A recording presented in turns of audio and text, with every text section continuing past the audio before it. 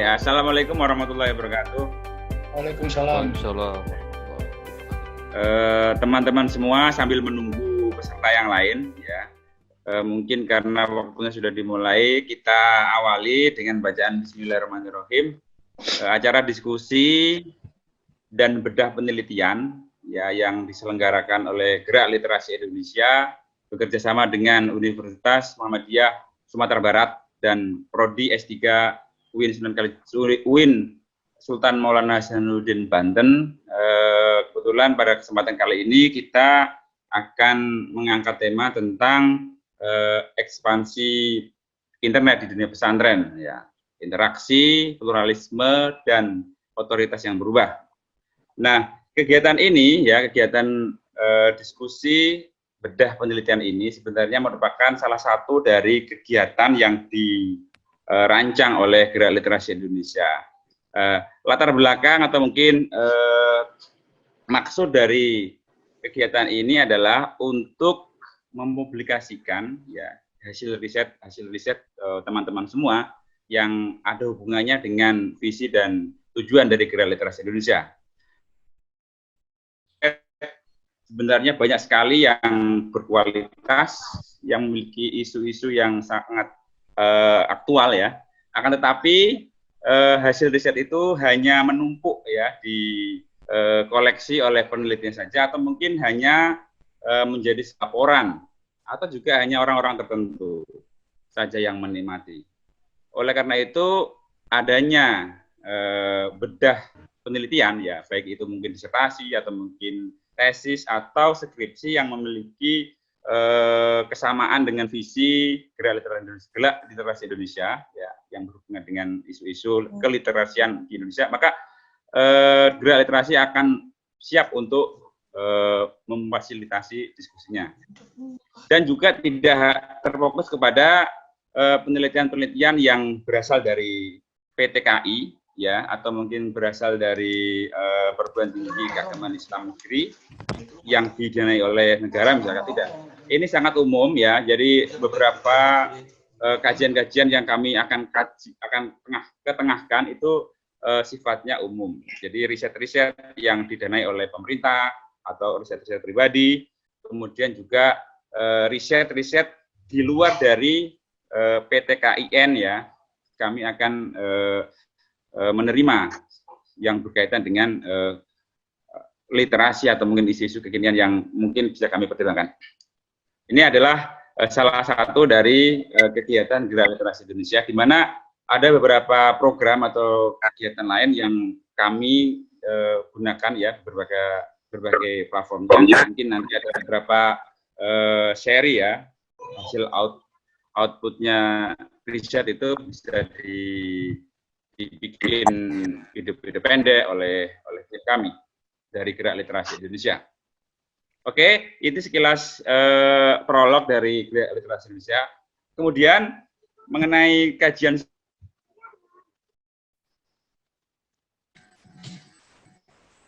Baiklah, assalamualaikum warahmatullahi wabarakatuh. Sehubungan Kang Ali di Purwokerto ada kendala teknis. Maklum, jaraknya jauh dari pusat ini, ya, pusat hostnya. Kita hari ini sudah kedatangan narasumber. Ada Kang Yan pribadi,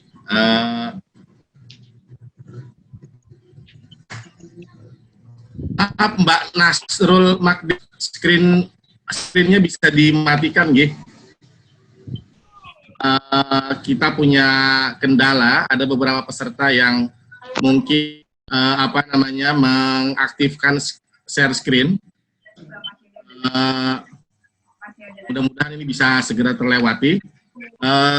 Kembali kepada pengenalan para narasumber, sudah hadir di tengah kita Kang Yanwar pribadi, kemudian Kang Hairul Anam, dan tentu saja sang penulis Kang Lahmi, dan satu narasumber lainnya sedang kita tunggu juga karena beliau mungkin gabungnya dari Jogja, jadi sinyalnya agak ngantri dari Jogja ke pusat di Banten atau Jakarta ini. Baiklah teman-teman, kita ingat bahwa banyak sekali produk-produk akademik yang lahir di Indonesia melalui dari kampus, dari perguruan tinggi. Hanya kita 3 tahun atau 4 tahun belakangan, kita pernah betapa mirisnya beberapa karya-karya akademik itu pernah dikumpulkan dan kemudian dimasukkan dalam log truk, dan itu pasti akan ditimbang, dikilo, dan pasti akan dijual. Kita pernah mendengar kasus di Makassar, kita pernah dengar kasus di beberapa tempat, dan salah satu ikhtiar dari program kegiatan kita kali ini, ya, teman-teman UIN dari Sultan Maulana Hasanuddin Banten memberikan macam peringatan bersama kebetulan dengan gerak literasi Indonesia, memberikan peringatan bahwa fungsi akademik itu sebenarnya tidak berakhir dari skripsi yang kemudian menumpuk di gudang, akan tetapi kita berikhtiar bersama agar karya-karya baik yang memang pernah dilahirkan oleh para scholar di Indonesia itu bisa dibongkar, bisa kita kaji dan kemudian mencari nilai manfaatnya. Tentu saja nilai manfaat akan mengarah pada 2 hal. Pertama terkait dengan teori dan juga praktisnya. Mohon izin ini melakukan interupsi sebentar. Nasrul Magdis ada boleh di share screen-nya boleh dinonaktifkan karena kita akan masuk ke sesi utama, itu sesi presentasi yang akan disampaikan oleh para narasumber.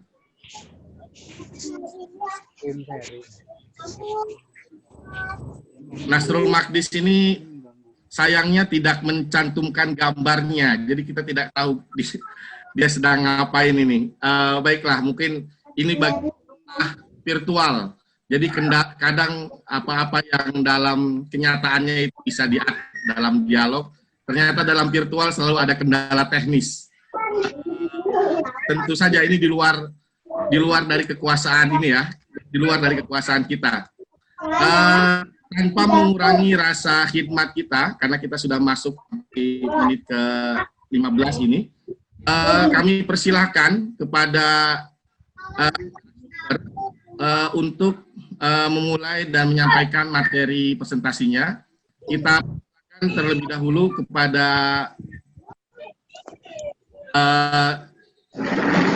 ada Kang Yanwar pribadi, ada Kang Anam. Mungkin bisa dimulai dari langsung oleh penulisnya mungkin ya, Kang Yanwar atau Kang Anam? Iya, saya kira penulisnya dulu. Oke. Karena penulisnya sudah hadir, kami persilahkan untuk mempresentasikan hasil disertasinya. Peserta alhamdulillah sudah mencapai angka 26 dan mungkin terus berlanjut. Kita berikan waktu sekitar 10 menit, Kang, masing-masing narasumber, yang nanti akan kemudian dilanjutkan oleh Kang Yanu Badi, kemudian Kang Anam dan Kang Fauzan. Baiklah, layar dan mic kami persilakan kepada narasumber Kang Lahmi. Terima kasih. Terima kasih Kang Safaat. Terima kasih tentunya saya ucapkan kepada Gerak Literasi Indonesia. Terima kasih yang tak terhingga ini, karena hampir kalau tanggal 18 besok itu sudah setahun disertasi ini selesai.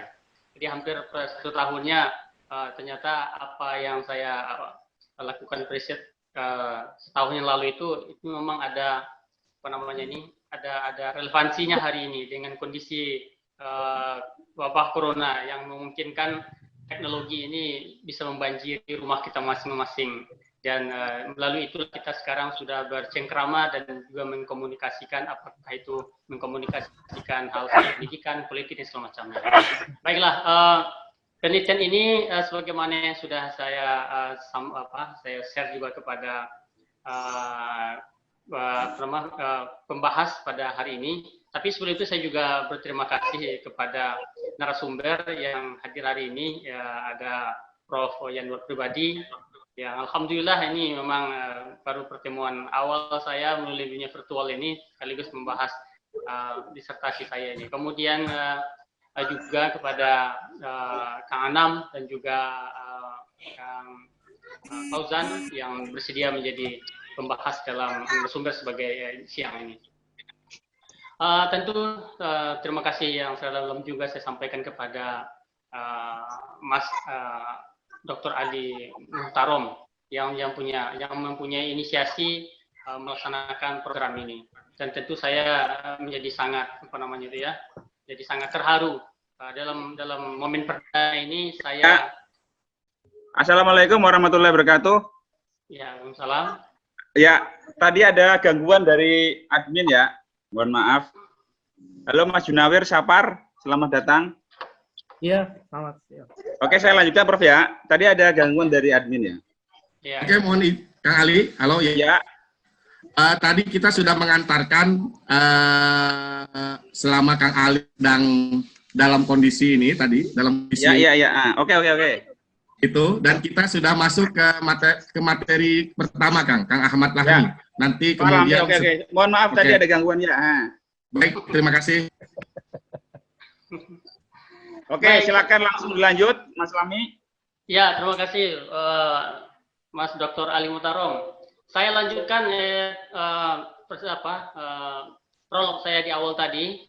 Terima kasih juga kepada semua yang sudah hadir pada siang hari ini secara virtual untuk menyaksikan kegiatan kita di sore hari ini. Sesuai dengan apa yang saya buat menjadi judulnya, ekspansi internet ke dunia pesantren. Yang di sini saya melihat bagaimana dampaknya kepada interaksi kiai santri, pluralisme dan juga otoritas di pesantren. Setelah saya melakukan beberapa waktu penelitian di pesantren, tepatnya di Benda, ya, Al-Hikmah 2, Benda. Di dalam disertasi itu ada kesalahan kecil, tapi memang bagi yang lain itu agak besar. Sebenarnya namanya Sirampok, dan ini sudah diingatkan juga oleh Prof. Muhsin ketika ujian pendahuluan, ujian tertutup, tapi saya belum sempat mengoreksinya. Namanya Sirampok, itu saya buat Sirampok. Nah, tentu bagi yang di sana, tentu mohon maaf. Oke, sebenarnya kajian saya ini untuk melihat ekspansi internet ke dunia pesantrennya adalah mengikuti genealogi tulisan-tulisan tentang new media.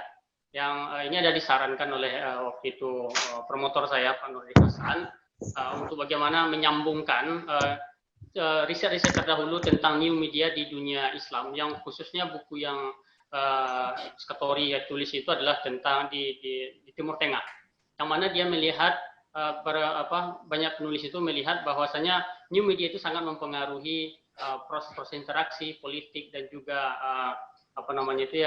paham-paham keagamaan yang berkembang. Dan ini kemudian saya sambungkan dengan dunia Indonesia yang khususnya adalah pesantren, yang saya lihat sangat unik. Karena kalau di Timur Tengah itu sistem politiknya itu, sistem keagamaannya itu memang sangat rigid ya, diatur sedemikian rupa, top down begitu. Dan ini juga saya bandingkan dengan pesantren juga begitu. Dan di mana mufti di Timur Tengah dan juga kiai di pesantren itu ya sebagai otoritas tunggal gitu ya, otoritas tunggal yang menentukan corak keberagamaan, mode of religious lah, santri di dalamnya, atau model agama, pengajaran atau pengamalan agama dalam pesantren itu. Sehingga saya masuk kepada tiga irisan yang dalam disertasi itu, yang pertama interaksi. Bagaimana interaksi ini kemudian terpengaruh dengan adanya internet ini ke dalam pesantren. Kalau di dalam dunia pesantren itu interaksi, di sini saya gambarkan tentang sowan gitu ya, tentang sowan. Kalau sowan di pesantren ya seperti yang banyak diketahui itu, ya itu sangat butuh waktu lah untuk bisa mencapai posisi kiai di tempatnya, tempatnya di tempat kediamannya, jadi memang butuh waktu, ada proses tertentu. Kemudian saya melihat juga tentang pluralisme, bagaimana memang kitab kuning itu sebagai bingkai pemahaman santri di pesantren itu diajarkan dia secara rigid sekali, dan itu tidak terbuka kemungkinan untuk untuk membahas buku-buku yang di luar mazhab yang di sini saya sebutkan Syafi'iyah. Juga ada juga di situ Syiah Zaidiyah yang di sini bisa Ibnu Hajar Al-Asqalani itu. Ini dari penelitian yang saya lakukan itu dapat itu disampaikan oleh. Kemudian juga saya melihat otoritas. Otoritas itu otoritas ini saya ingin melihat sebenarnya lebih kepada apakah kiai itu masih tetap dianggap sebagai lampu yang sangat terang sehingga santri itu tidak bisa tidak bisa mendebat. Dan kemudian juga saya juga melihat apakah tipe karakter santri itu turun dari kiai atau memang sekarang sudah ada fragmentasi atau perubahan. Dan ini saya melihat juga kemudian ada perubahan yang signifikan.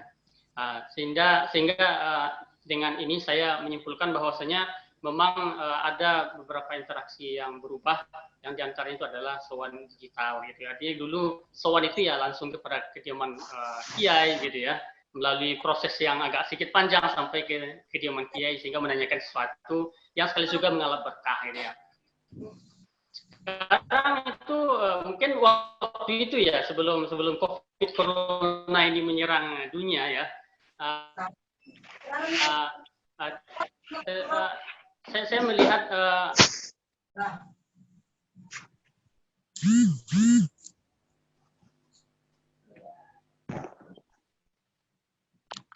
sowan melalui digital. Ya, santri cukup pergi ke wallnya, dindingnya, Facebooknya kiai, dia menanyakan hal yang penting untuk dia.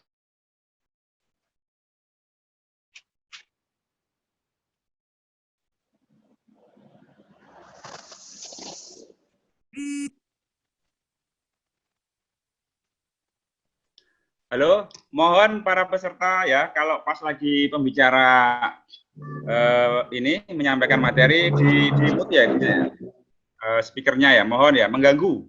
Ada yang belum di mute ya. Nanti kalau ngomong di aktifkan kembali speakernya. Terima kasih.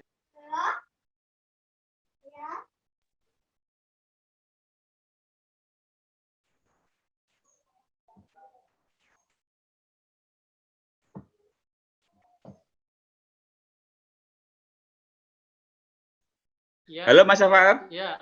Kok nggak ada suaranya ya?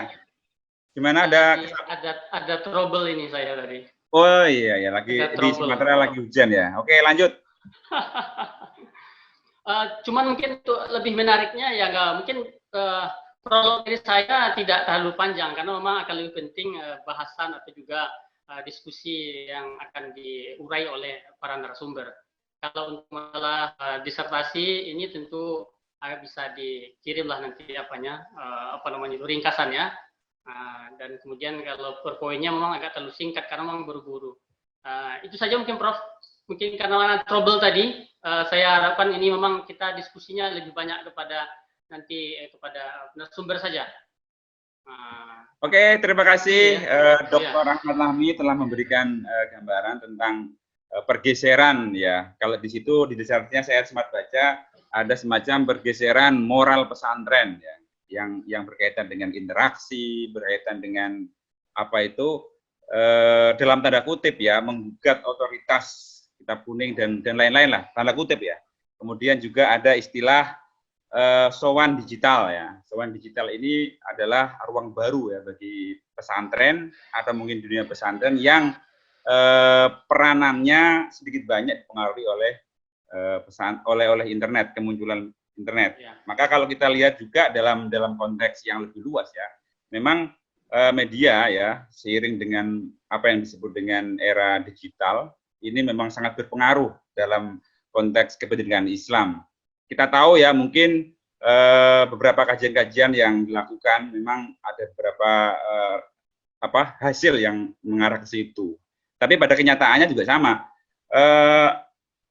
Ulama-ulama atau mungkin ustadz-ustadz baru ini juga banyak sekali muncul yang menjadi bagian penting dari merebut otoritas ya. Jadi bermodalkan googling saja ya, pengetahuan yang sifatnya ensiklopedis itu sudah bisa menjadi orang yang kelihatan paham betul tentang agama. Padahal kita juga kurang begitu yakin seandainya kita itu lebih mengerti daripada dia. Tapi kan masyarakat umum tidak tahu itu kan.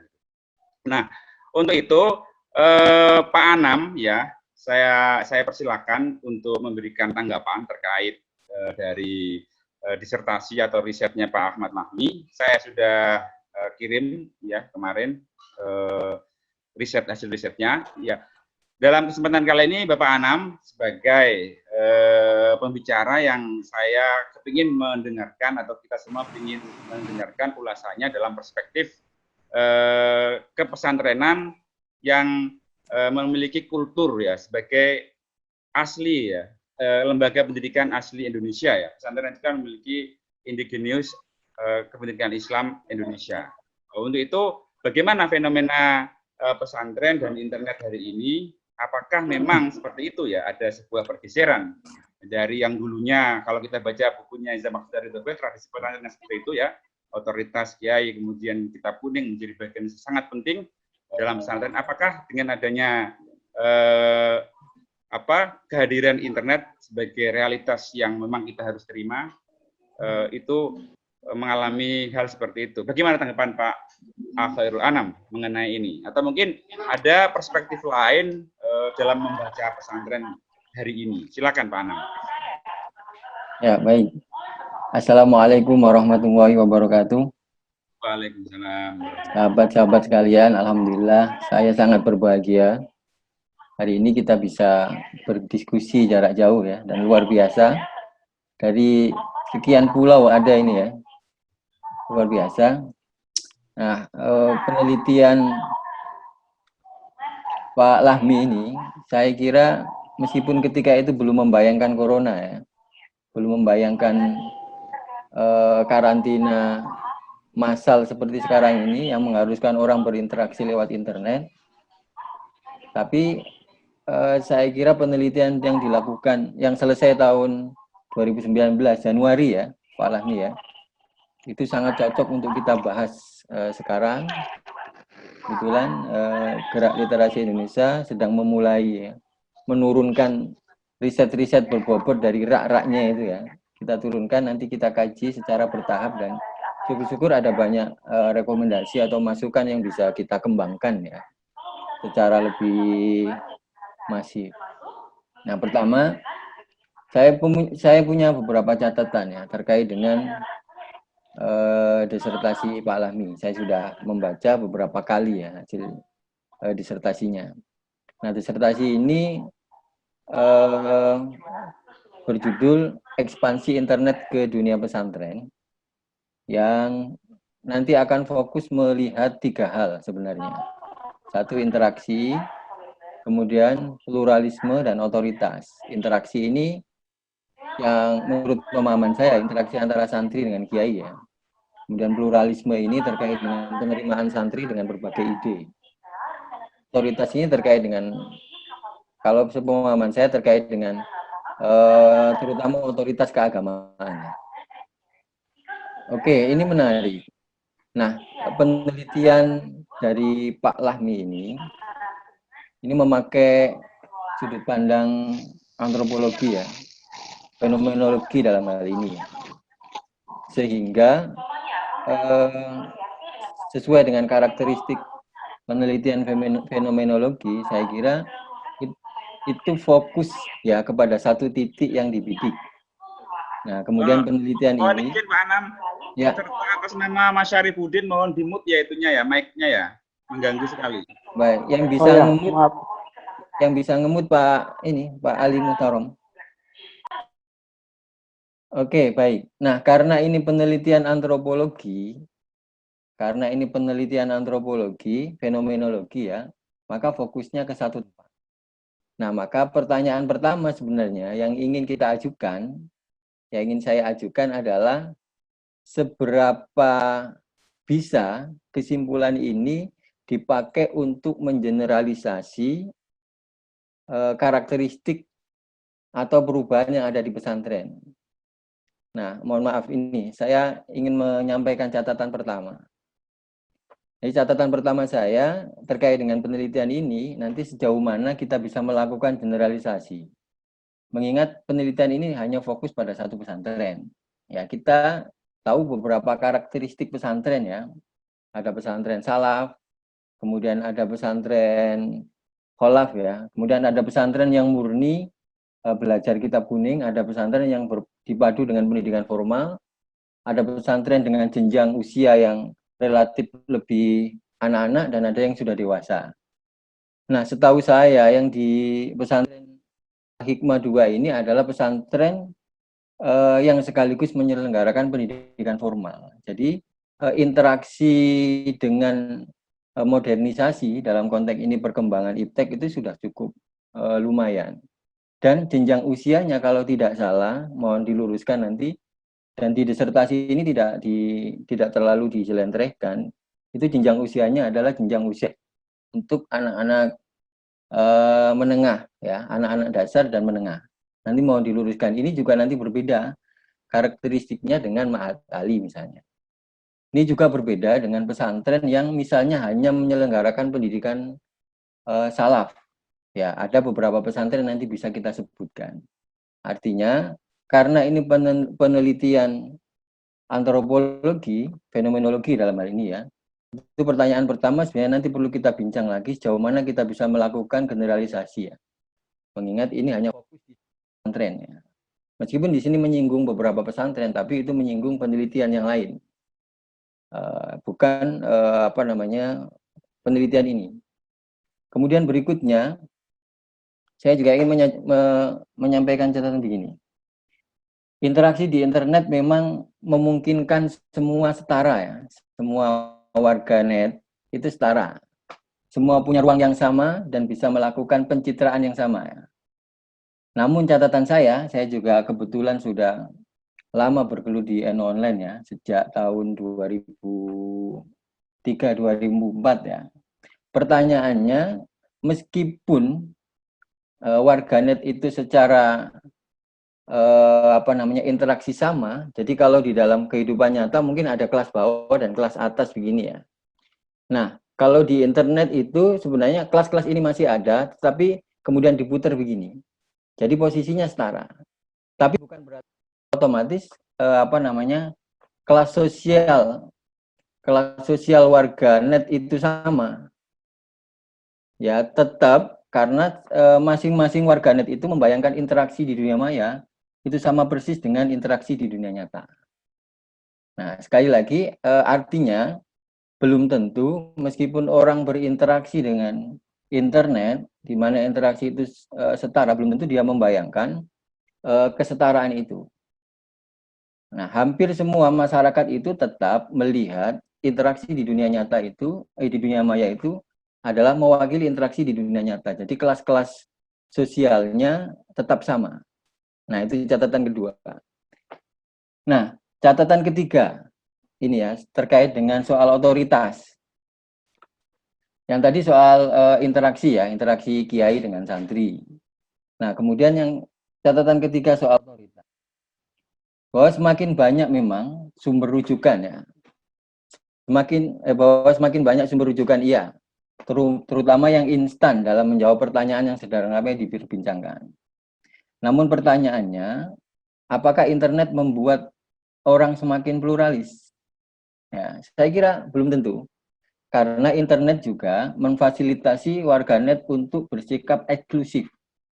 Sekali lagi internet itu juga memfasilitasi warganet untuk bersikap eksklusif. Ya. Fakta di hajatan Pilgub DKI Jakarta kemarin ya, kemudian Pilpres 2019, kemudian ada pilkada serentak. Itu meskipun di situ banyak sekali informasi yang beredar, tidak kemudian membuat kita menjadi inklusif ya. Bahkan melalui jagat internet itu kita justru berperang ya, menonjolkan asobiah atau identitas kita masing-masing. Sehingga tidak bisa disimpulkan bahwa ketika orang berinteraksi dengan internet yang menunjukkan banyak sekali sumber rujukan, itu tidak otomatis orang menjadi inklusif ya, menjadi pluralis. Tapi Bisa jadi itu malah itu malah menegaskan ya eksklusivitas antar kelompok, antar identitas. Pengalaman-pengalaman kemarin kita ramai sekali itu ya pada musim pemilu, terutama ketika dibumbui-bumbui dengan urusan politik, ada intervensi dari para buzzer dan seterusnya. Justru internet ini menjadi ladang untuk menumbuhkan eksklusivisme. Dan saya kira ini juga tidak hanya melanda orang kota, tapi para santri juga terlibat di dalam proses berhadap-hadapan ini, saling berhadap-hadapan. Sehingga sebanyak apapun sumber referensi di jagat internet itu tidak mengubah apapun terkait dengan pemahaman orang. Ya, tetap yang eksklusif tetap eksklusif, bahkan bisa menjadi lebih eksklusif karena semakin banyak bahan dia untuk menjadi eksklusif. Kemudian catatan keempat, saya punya 5 catatan. Catatan keempat, ya, memang internet bisa menjadi sarana santri untuk menunjukkan aktivitas dan apa yang terjadi di pesantren melalui akun media sosialnya. Atau ini bisa berbagai platform media sosial ya. Sehingga nanti muncul respon dari luar.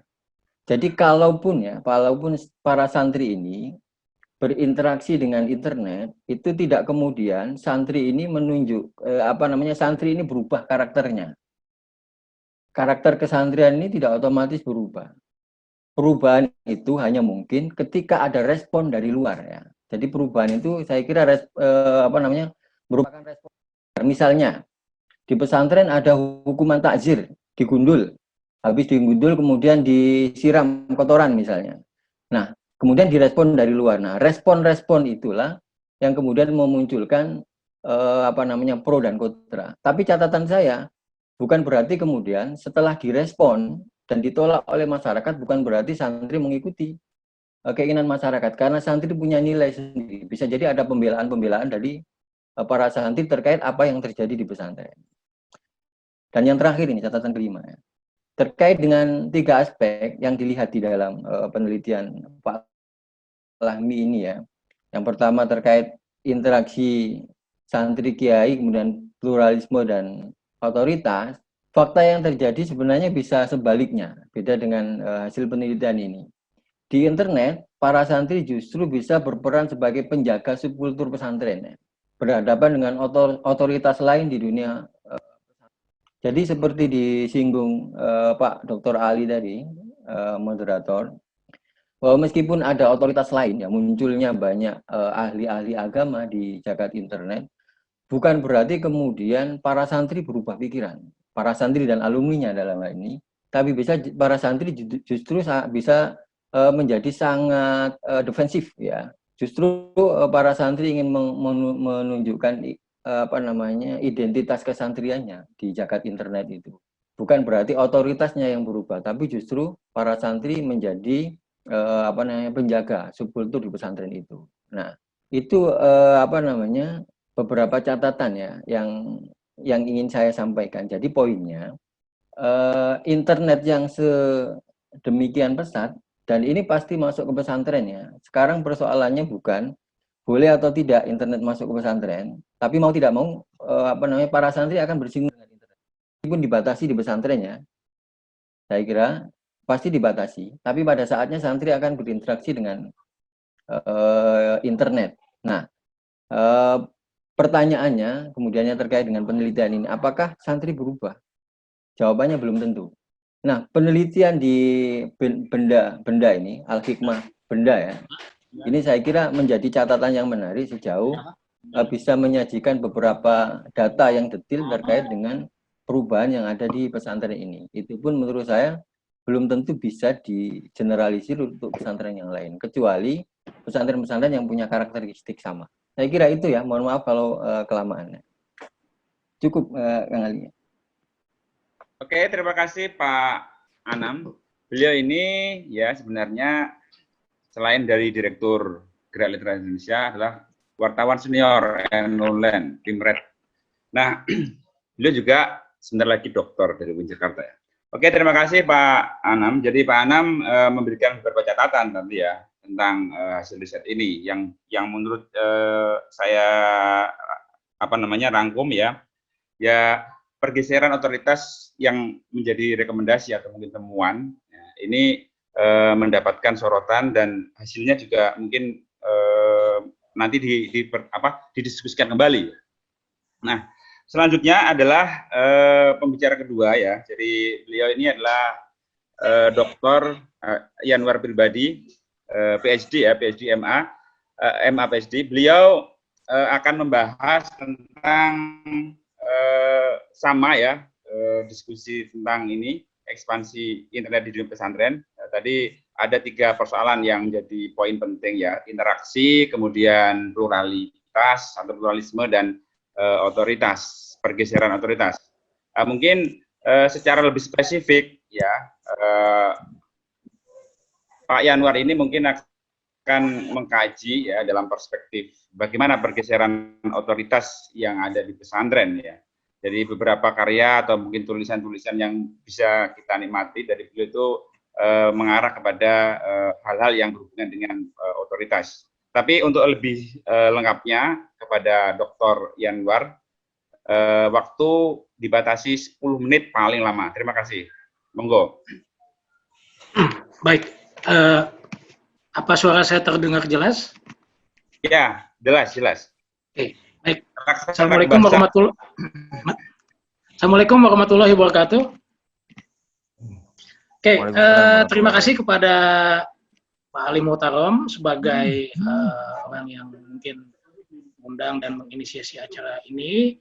Kemudian juga kepada Direktur Gerak Literasi, Anam, kepada Mas Syafaat juga dari Gerak Literasi. Kemudian salam kenal kepada penulis Pak Ahmad Lahmi, dan juga kepada teman-teman semua yang kali ini hadir dalam forum ini. Izinkan saya berbagi presentasi saya. Oke, baik. Sudah ada ya, sudah muncul ya. Oke, baik. Tadi saya mendengarkan penjelasan dari Pak Anam tentang beragam hal dari disertasi tersebut. Saya hanya ingin fokus kepada satu hal saja dari 3 hal utama yang ditekankan di dalam disertasi tersebut, yaitu saya ingin menekankan kepada perubahan otoritas. Karena yang seperti tadi Pak Ali sampaikan, ya mungkin ini adalah salah satu fokus saya dalam melihat bagaimana fenomena keagamaan Islam di Indonesia terkait dengan permasalahan fragmentasi umat dan juga terciptanya atau kontestasi perubahan otoritas.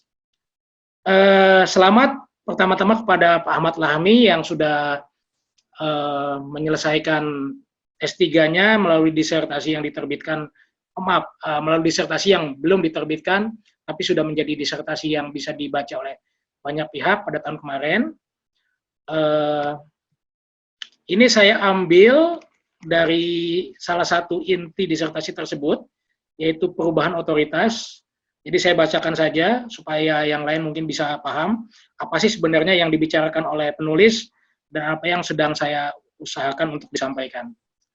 Jadi yang pertama, Pak Lahmi itu berpendapat bahwa internet ikut menyuntikkan spirit yang mendorong sebagian santri untuk menggugat otoritas moral pesantren, baik secara diam maupun terbuka.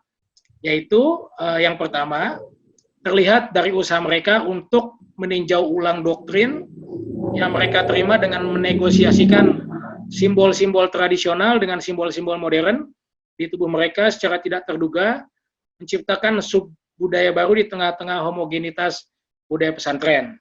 Nah, secara simbolik, sub-budaya baru ini menandai fragmentasi santri menjadi santri stylish atau santri modern, dan santri styleless atau santri tradisional. Yang kedua, terlihat dari upaya mereka mencoba membangun dialektika keilmuan yang lebih setara di pesantren. Kepatuhan yang sebelumnya dibingkai dalam semangat sami'na wa ata'na, mengambil roman baru di mana mereka mulai mempertanyakan secara etis, terbuka persoalan yang secara doktrinal keaswajaan, sebagai landasan teologis dan etis setiap warga pesantren yang telah final dirumuskan. Nah, ini adalah salah satu proposisi inti dari disertasi tersebut. Yang pertama, dalam bentuk perubahan otoritas ada yang disebut oleh penulis sebagai perubahan penampilan. Jadi secara fisik, perubahan penampilan itu terlihat dalam penggunaan gelang dan celana jeans yang sebenarnya dilarang oleh pesantren. Nah, yang dilakukan oleh santri sebagai ciri kemunculan subbudaya baru yang menggugat otoritas moral pesantren. Yang kedua, beradu argumen dengan otoritas pesantren akibat pengaruh informasi dari luar melalui internet, sehingga menimbulkan dua hal. Yang pertama, proses pembelajaran menjadi lebih demokratis. Nah, yang kedua, otoritas pesantren menjadi berkurang. Nah, ini intinya. Inti dari perubahan otoritas yang dimaksudkan oleh sang penulis. Nah, jadi dua dampaknya. Yang pertama, munculnya santri modern, dan kedua, munculnya santri tradisional. Sebelum nanti saya seperti Pak Anam tadi memberikan catatan-catatan terkait dengan disertasi tersebut, saya ingin sedikit memberikan gambaran tentang bagaimana otoritas dan perubahannya sudah, sedang, dan terus akan terjadi di dunia pesantren. Jadi, kira-kira seperti ini. Pesantren itu kan sudah lama dikenal, tadi Pak Ali bilang, sebagai Indigenous Indonesian Islamic Institution. Jadi lembaga pendidikan Islam Indonesia yang asli. Nah, keasliannya itu ya terlihat dari misalnya bentuk-bentuk akomodasi dengan pemerintah yang berkuasa sembari menjaga jarak tertentu darinya. Dalam hal tradisional, pesantren itu bisa dilihat dari tiga hal. Tapi yang utamanya adalah dalam pendidikan agama. Misalnya dalam hal proses belajar dan mengajarnya, kemudian dalam manajemennya, dan yang utamanya berada di tangan ulama tradisional. Nah, ada tiga peran penting pesantren di dalam masyarakat Muslim. Pertama, yaitu sebagai pusat transmisi pengetahuan agama. Saya kira itu juga yang diperlihatkan oleh Pak Lahmi di dalam disertasinya, bagaimana pesantren Al-Hikmah II menciptakan santri yang belajar tentang pengetahuan agama. Kedua, sebagai penjaga tradisi Islam. Saya baca bahwa ada tradisi-tradisi yang tetap dilakukan, misalnya tradisi tahlil, tradisi yasinan, dan lain semacamnya. Dan yang ketiga, sebagai pusat reproduksi ulama. Saya kira pada intinya memang tujuan pesantren itu adalah menciptakan ulama baru, sehingga kemudian dikenal sebagai religious circle of pesantren. Nah, pesantren dan lembaga-lembaga serupa di Asia Tenggara, seperti surau, misalnya adalah pusat kehidupan agama pedesaan. Dan mereka memang cenderung berorientasi pada tradisi dan bersifat konservatif secara sosial. Jadi saya kutip dari edited volume-nya Faris Nur, Yoginder Sikan, dan Van Braunesen, serta Pak Jumardi Azra dan Din Afrianti dan Martin Van Braunesen. Nah, kemudian salah satu faktor penting dalam kemampuan bertahannya pesantren di Indonesia adalah kemampuannya mengakomodasi keadaan yang berubah cepat tanpa kehilangan ciri khas dasarnya. Penulis itu berusaha menampilkan bahwa sedang terjadi perubahan otoritas, perubahan yang berlangsung cepat. Bagaimana misalnya santri itu kemudian berusaha untuk sedikit menantang lah, atau mempengaruhi bagaimana kekuasaan atau kewenangan atau otoritas kiai karena memperoleh pengetahuan dari internet. Nah, menurut Azumardi Azra dan Afrianti, walaupun saya setuju dengan Pak Anam, walaupun misalnya memang ada perubahan di pesantren dalam segi otoritas, tapi pesantren itu akan tetap mampu bertahan dalam mengatasi keadaan tanpa pernah kehilangan ciri khas dasarnya. Kalaupun iya ada yang berubah, ya bisa jadi, tetapi tidak lantas berarti akan kehilangan ciri khas dasarnya, yaitu sebagai lembaga pendidikan Islam tradisional. Hal tersebut pada taraf tertentu tidaklah mengejutkan sebenarnya, mengingat bahwa pendidikan agama telah memainkan peran penting dalam sejarah pendidikan di Indonesia. Taufik Abdullah dalam sebuah tulisan mengatakan bahwa pesantren adalah satu-satunya bentuk pendidikan di Jawa sebelum abad ke-20. Nah, setelah Orde Baru, kebanyakan pimpinan pesantren itu mengembangkan pola pikir yang lebih dinamis dalam menjawab tantangan yang diajukan oleh pemerintah Orde Baru untuk memenuhi tingkat tuntutan pekerjaan dalam sektor bisnis dan pemerintahan karena adanya rencana-rencana pembangunan yang ditetapkan oleh pemerintah. Misalnya pesantren dimodernisasi, termasuk dalam hal sistem pendidikannya, dengan mengalokasikan 70% kurikulumnya untuk mata pelajaran umum. Sehingga misalnya sekarang dikenal ada istilah pesantren modern, yang tadi oleh Pak Anam disebutkan memiliki dua kategori, salaf dan holaf, seperti itu.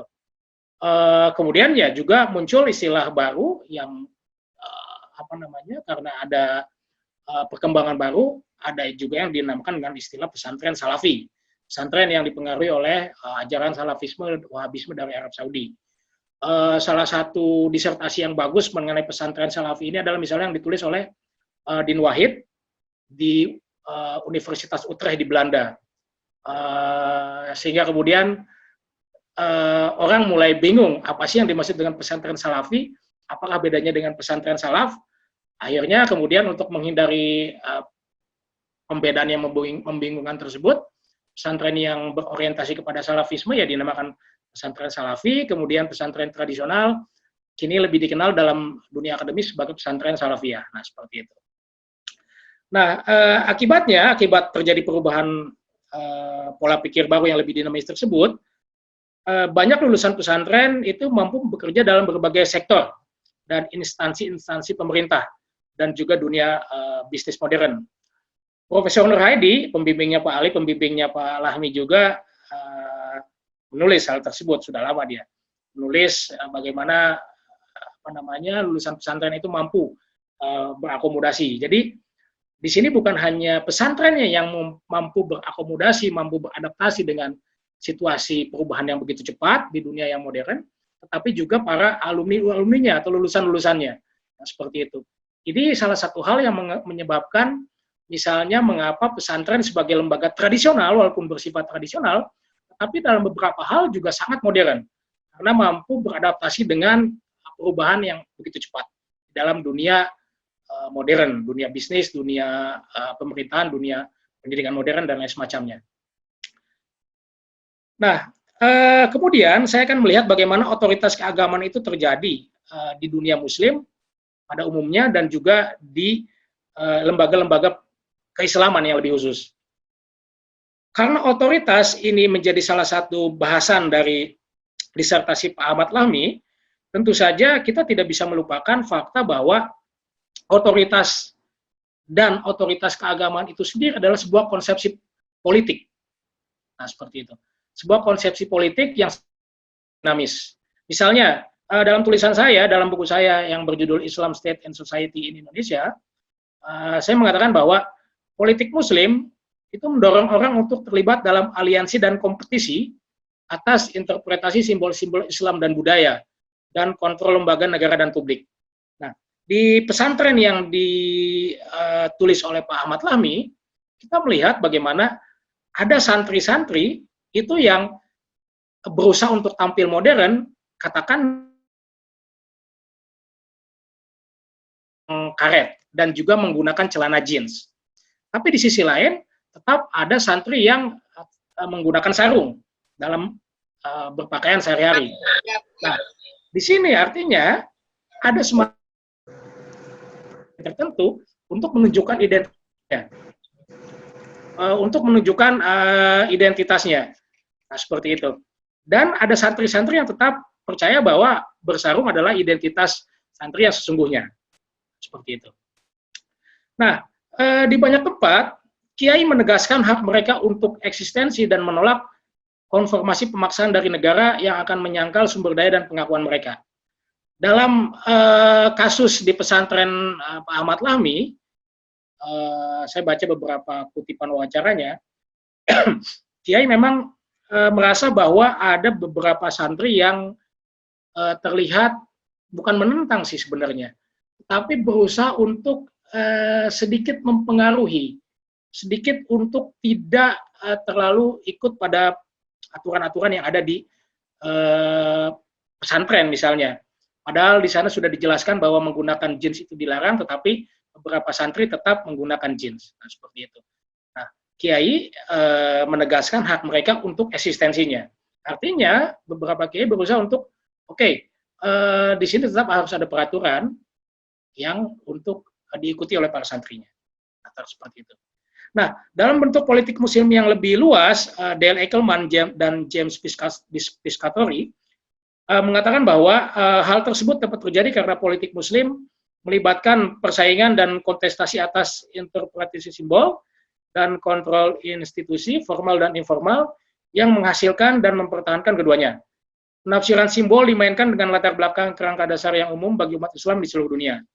Sistem politik, baik di dunia muslim atau di tempat lain, mau tidak mau melibatkan pengelolaan kepentingan yang bersaing. Kekhasan politik muslim dapat dikatakan terletak pada nilai-nilai spesifik, simbol, ide, dan tradisi yang menciptakan Islam. Nah, seperti itu. Jadi ada sebuah bentuk, walaupun tidak terlalu jelas seperti di dalam negara, tetapi di dalam pesantren pun otoritas keagamaan itu juga terkait dengan masalah politik. Politik dalam arti luas, bukan politik elektoral, bukan politik pemilu, dan lain semacamnya. Tetapi lebih kepada politik identitas santri yang modern dan identitas santri yang tradisional. Nah, saya skip aja bagian yang ini. Sebagai penutup, pertama saya ingin memberikan beberapa catatan kepada penulis. Jika penulis memiliki rencana untuk menerbitkan buku ini, saran utama dari saya adalah dengan menampilkan data dan menganalisis kontinuitas dan perubahan dalam perkembangan dan perdebatan bagaimana mungkin sebuah kasus fenomena itu bisa dipakai untuk menggeneralisasi pesantren-pesantren yang ada di Indonesia secara umum. Nah, oleh karena itu saya menyarankan jika memang penulis tertarik untuk mengkaji bagaimana pengaruh internet di dalam dunia pesantren, terutama berkaitan dengan masalah pluralisme dan perubahan otoritas, nah, makanya saran dari saya adalah tadi, tampilkan data dan analisis kontinuitas dan perubahan dalam perkembangan dan perdebatan pengaruh internet di dunia pesantren secara lebih luas, jadi tidak hanya kepada satu pesantren saja. Saya kira itu menarik untuk dilakukan karena memang ada peluang kita bisa melihat mungkin sedang ada perubahan otoritas. Nah, tapi memang ada beberapa kekurangan. Nah, ini mohon maaf, ada banyak kekurangan di disertasi-disertasi yang biasanya diterbitkan menjadi buku. Penulis sering lupa bahwa disertasi itu berbeda dengan buku. Misalnya jika ingin diubah menjadi buku, saya rasa disertasi itu terlalu panjang, 300 halaman lebih, nah itu bisa diringkas.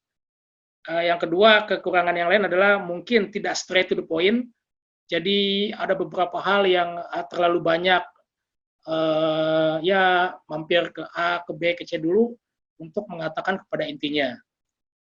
Kemudian penggunaan teori dan konsep yang terkesan hanya sebagai pemanis, saya kira ini permasalahan klasik di disertasi-disertasi di Indonesia. Jadi ada penggunaan teori dan konsep, tapi tidak begitu terlihat. Ya, saya melihat bahwa di sana ada penggunaan, berusaha digunakan teori-teori habitus dan lain semacamnya dari Bourdieu, tapi tidak terlalu jelas apa fungsinya sebenarnya di disertasi tersebut. Kemudian agak bias ini artinya kurang berimbang, karena mungkin saya bisa merasakan lah, bagaimana kalau kita sudah lama berinteraksi dengan pesantren A, kemudian ketika kita menuliskan tentang hal tersebut di sebuah tulisan ilmiah, kita mungkin agak sungkan untuk melakukan kritik. Nah, ini yang cenderung banyak terjadi di banyak yang kita lakukan seperti itu. Kemudian terlupakannya referensi-referensi terkini tentang pesantren dan pluralisme serta otoritas keagamaan. Ada sebuah disertasi yang diubah menjadi buku di UIN Kalijaga Jogja dari Muhammad Muntahibun Nafis, dosen Yayan Tulung Agung yang pernah saya bedah juga, itu tentang pesantren pluralis. Mungkin Pak Ahmad Lami bisa baca buku tersebut. Kemudian juga buku tentang schooling Islam, tapi saya kira sudah dirujuk. Yang mungkin agak terlupakan itu edited volume dari Faris Nur dan Martin van Braunessen tentang sekolah-sekolah Islam di Asia. Nah, selain kekurangan-kekurangannya, saya rasa disertasi ini layak untuk diterbitkan sebagai referensi bagi mahasiswa S1, S2, dan S3, kemudian juga dosen, peneliti, LSM, pengambil kebijakan di tingkat pusat dan daerah, dan juga masyarakat luas yang menaruh perhatian pada studi sosiologi, pendidikan, dan studi Islam. Terima kasih, mohon maaf jika terlalu lama. Assalamualaikum warahmatullahi wabarakatuh. Waalaikumsalam warahmatullahi wabarakatuh. Oke, terima kasih Pak Yanwar, PhD. Kita ini nanti selesai atau mungkin batas waktu dari Zoom kita ini sampai jam 15.30. Kita masih ada waktu 1 jam ya. Nah, untuk selanjutnya ya, untuk mempersingkat waktu, ya meskipun nanti ada sesi tanya jawab, mudah-mudahan masih banyak waktunya. Yaitu Mas Sandia, Mas Fauzan Anwar Sandia. Aduh, Mas. Halo. Oke. Kalau tadi pembicara yang pertama itu Saudara Akhairul Anam dari wartawan NU Online. Sekarang ini saya sengaja untuk menampilkan salah satu tokoh IB Islam Berkemajuan Times.id. Mas Fauzan ini adalah editorial board di IB Times ID. Nah, mungkin ada perspektif baru ya yang akan disampaikan oleh Mas Fauzan terkait dengan diskusi kita kali ini ya, berkaitan dengan ekspansi pesantren, ekspansi internet di pesantren ya, interaksi, pluralisme dan perubahan otoritas. Nah, Mas Fauzan bisa memberikan catatan atau mungkin tambahan-tambahan selain dari tadi yang telah disampaikan oleh Pak Anam. Tadi Pak Anam membahas tentang bagaimana pesantren ya dikaitkan dengan edukasi ini. Kemudian Pak Yanwar terkait dengan penambahan kajian otoritasnya. Mungkin Mas Fauzan bisa membacanya dalam perspektif new media ya. Jadi bagaimana pola diskursus keislaman atau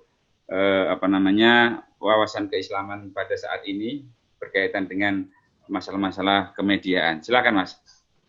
Oke, sebelumnya Pak Ali, suara saya terdengar? Ya, jelas sekali. Oke, terima kasih. Selamat sore rekan-rekan semua, Pak Lahmi, Mas Yanwar, Mas Khairul Anam, dan Mas Ali Mutahrom ya. Terima kasih sudah diberi kesempatan untuk sedikit mengomentari dan beri semacam pembahasan. Tadi dari Mas Khairul Anam sama Mas Yanwar udah membahas detail ya tentang isi dari disertasi ini. Jadi saya akan mengambil satu bagian yang agak berbeda, yaitu saya ingin melihat disertasi ini sebagai bagian dari upaya untuk menjelaskan perubahan-perubahan dalam masyarakat kita ketika kita mulai masuk di apa yang sering disebut sebagai information of the age gitu. Jadi satu kondisi, satu situasi di mana terjadi peralihan transmisi informasi, transmisi kekuasaan, dan perubahan-perubahan di dalam penggunaan media. Jadi saya kira posisi disertasi ini untuk membantu kita menjelaskan bagaimana 3 hal yang sangat penting dalam bagian masyarakat, karena saya menganggap pesantren itu adalah satu ekosistem masyarakat gitu ya. Jadi di dalam ada knowledge, ada power, dan ada media gitu ya. Dan dalam konteks ini knowledge, power, dan medianya tadi akan berkelindan di dalam satu aspek yang menjadi titik fokus dari riset ini, di mana kemunculan internet memberi pengaruh apa terhadap 3 aspek ini. Jadi saya ingin melihat bahwa pesantren ini sebagai bagian dari society gitu. Jadi saya nggak akan terlalu jauh menjelaskan tadi masalah kategori pesantren karena sudah dibahas oleh Mas Horil sama Mas Yanwar tadi. Tapi bahwa satu hal yang tidak bisa dilupakan bahwa pesantren selalu punya 3 hal tadi, sama seperti komunitas, gerakan, atau civil society yang sedang bergerak di Indonesia. Jadi saya ingin mengatakan bahwa disertasi ini dalam beberapa level berupaya untuk mencoba untuk menjelaskan satu hal yang unik sebetulnya. Itu adalah bagaimana dalam 3 kerangka knowledge, power, dan media tadi itu terjadi kesinambungan secara bersamaan dengan kehadiran internet, di mana power, kalau dalam ini konteksnya pesantren tradisional, karena tadi ada kategori santri stylish dan santri styleless gitu ya. Jadi dia mencoba untuk menguak bagaimana power dalam hal ini yang bisa kita sebut sebagai traditional power tadi berubah gitu dengan munculnya internet sebagai bagian dari transmisi maupun public culture dalam pesantren.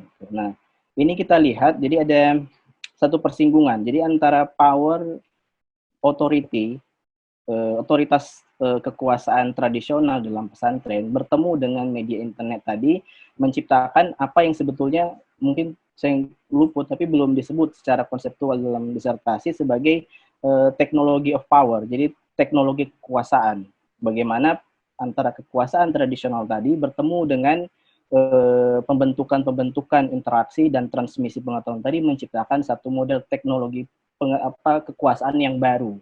Itu mungkin yang ingin ditampilkan sehingga konsekuensinya bahwa di dalam pesantren yang mulai berpadu antara traditional power tadi dan internet sebagai new media itu menghasilkan setidaknya ada 4 pola gitu ya. Pola pertama adalah mulai munculnya fungsi-fungsi dalam public life di pesantren itu adalah dengan mempromosikan identitas gitu ya. Jadi terjadi terjadi upaya-upaya untuk memperkenalkan atau untuk membentuk ulang identitas-identitas yang mungkin selama ini sangat khas di dalam pesantren. Jadi saya sebetulnya agak melihat bahwa sebetulnya pesantren akan terus berubah sebagaimana di dalam konteks institusi-institusi masyarakat yang ada, karena akan selalu terus-menerus terjadi gesekan antara 3 faktor tadi gitu ya, knowledge, power, dan media, dan itu akan menghasilkan jenis mempromosikan identitas yang juga berbeda gitu. Dan itu kita udah lihat dari fase sejarahnya dari Langgar, kemudian Surau, kemudian berubah menjadi sekarang modern boarding school dan lain sebagainya. Itu adalah bagian dari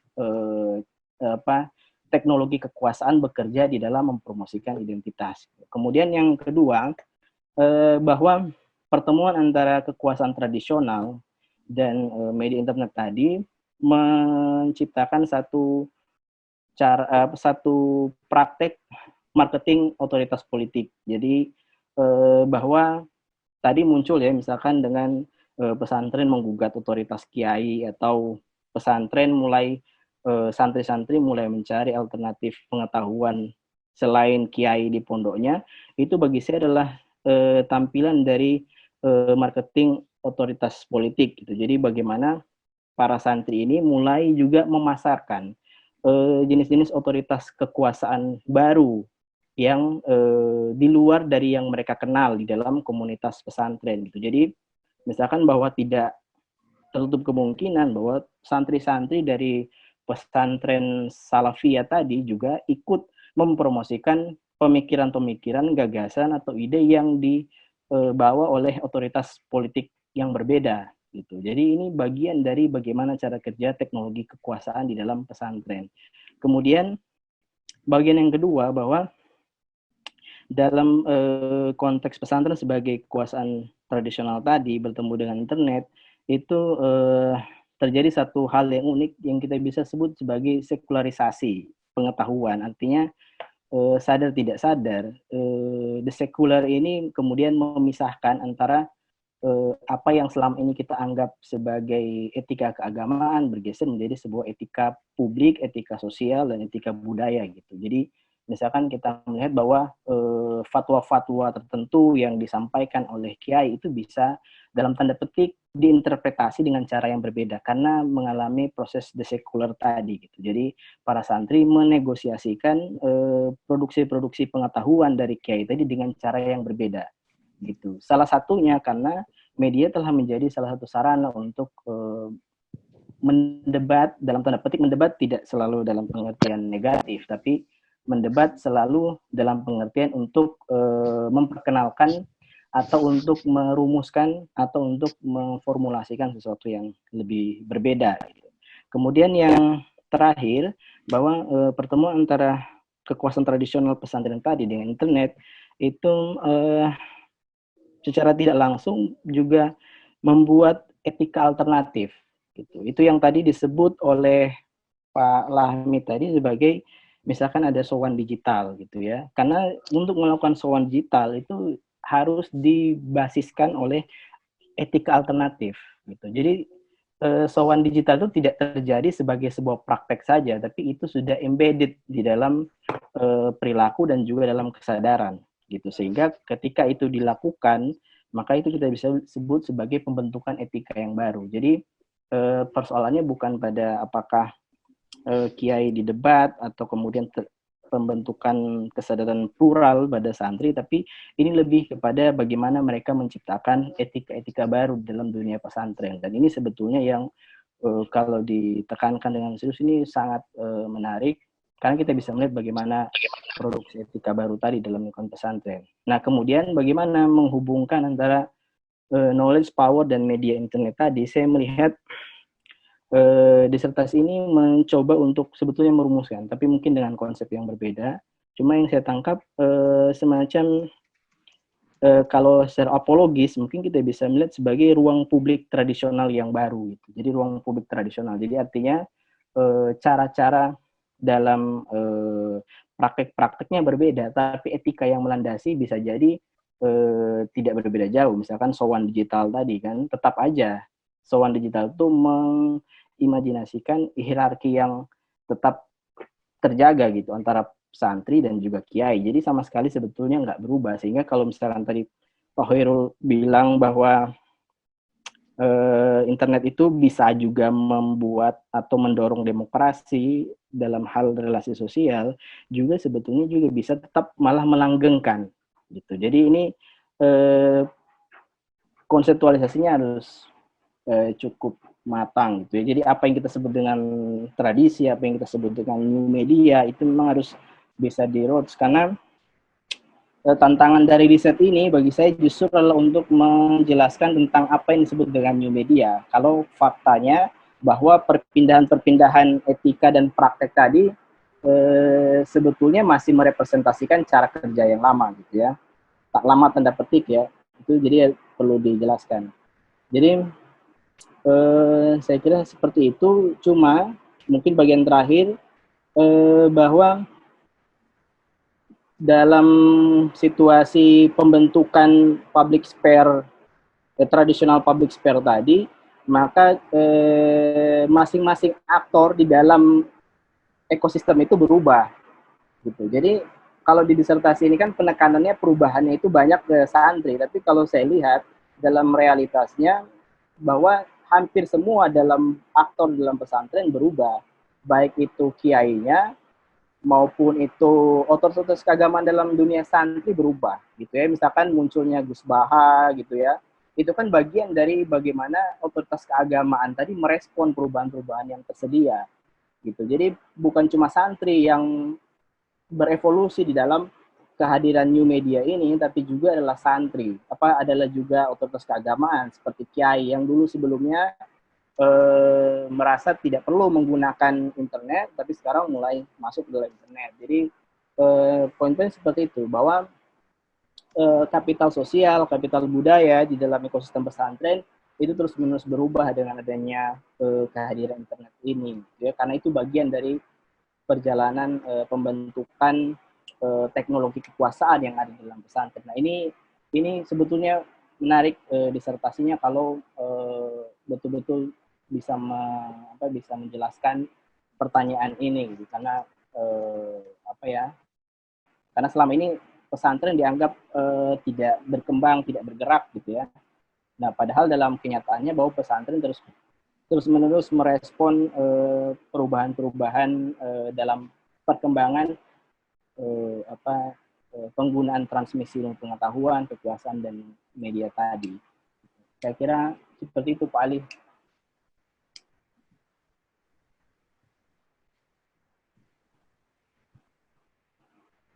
Nggak kedengaran suara Pak Ali? Oke.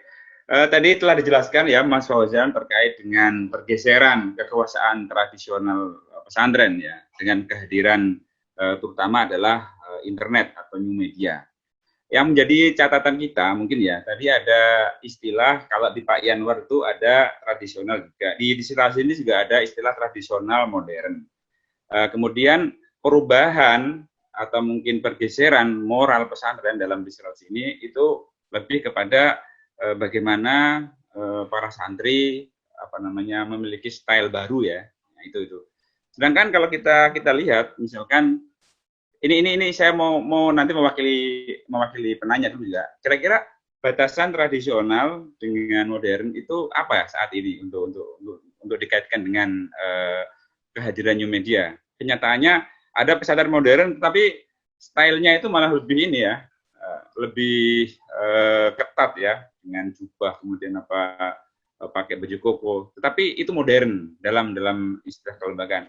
Justru bukan ada beberapa alumni pesantren tradisional, tapi dia ketika terjun di dunia publik atau mungkin di ruang publik itu lebih style ya, lebih stylish. Nah, sehingga di sini yang menjadi persoalan, kira-kira dalam konsep atau ranah yang lebih substantif, kira-kira hubungan antara tradisional kemudian juga modern itu apa? Nanti mungkin akan dibahas ya, atau mungkin ditanggapi oleh pembicara semuanya itu. Ini mewakili saya. Oke, kita masih ada waktu kurang lebih 1 jam ya, kurang lebih 1 jam. Untuk itu, bagi para peserta ya yang hadir pada saat ini, silakan untuk memberikan catatan atau pertanyaannya. Saya batasi mungkin untuk saat ini 4 orang penanya ya, atau penanggap, dengan waktu yang sangat mungkin ringkas saja pertanyaannya. Silakan. Dari mana? Silakan ngangkat tangan atau mungkin raise hand. Silakan Pak. Ada mahasiswa S3 Pak Atrofiat. Nah, ini mahasiswa S3 Win Banten ini. Silakan. Kemudian tadi ada sahabat Junawir Sapar dari Bangka Belitung. Silakan juga. Ya. Gorontalo Mas. Gorontalo. Oh, Mas Junawir ya, silakan. Oh ya, terima kasih. Tadi sudah menyimak dari awal ya, baik penulis langsung maupun beberapa review dari disertasi ini.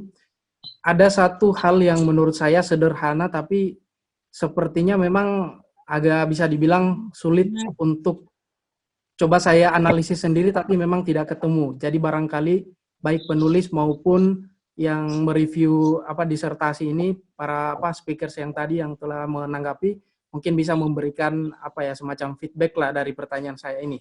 Nah, yang saya pahami tadi adalah ada sebuah ketakutan karena adanya transformasi media yang masuk ke pesantren, itu bisa merubah yang namanya kepatuhan, kesalehan maupun gaya hidup dari santri ini sendiri. Seperti yang dijelaskan tadi, ada muncul gaya berpakaian maupun perilaku dan cara berpikir dari santri itu sendiri. Nah, saya justru berpikir terbalik, bukankah pesantren itu sendiri yang sudah lama dan punya otoritas atau punya power yang sangat kuat, baik di bidang tradisi, pengetahuan, dan kesalehan, yang seharusnya apapun yang yang masuk ke ranah pesantren itu bisa dikanter oleh pesantren itu sendiri, karena ini sudah terukur seperti itu. Tapi malah sebaliknya, menurut di pemaparan, kenapa power pesantren itu sendiri tidak bisa menjamin adanya media ini yang bisa merubah yang saya sebutkan tadi tentang perilaku, kepatuhan, dan kesalehan maupun gaya hidup dari santri itu sendiri.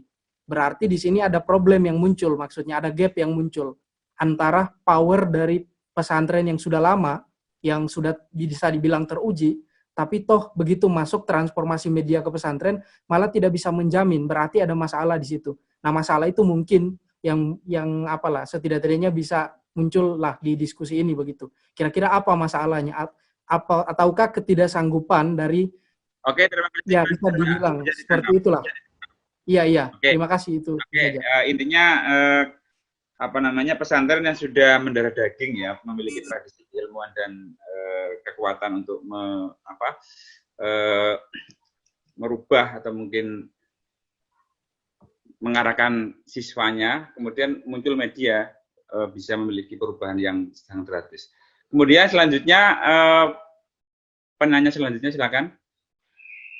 Oke, tadi ada, saya kira banyak sekali nih, ada 34 ya, silakan. Kalau nggak ada ya, silakan ditanggapi dulu. Pertama Pak Dr. Ahmad Lahmi, terkait dengan pertanyaannya Mas Junawir. Silakan.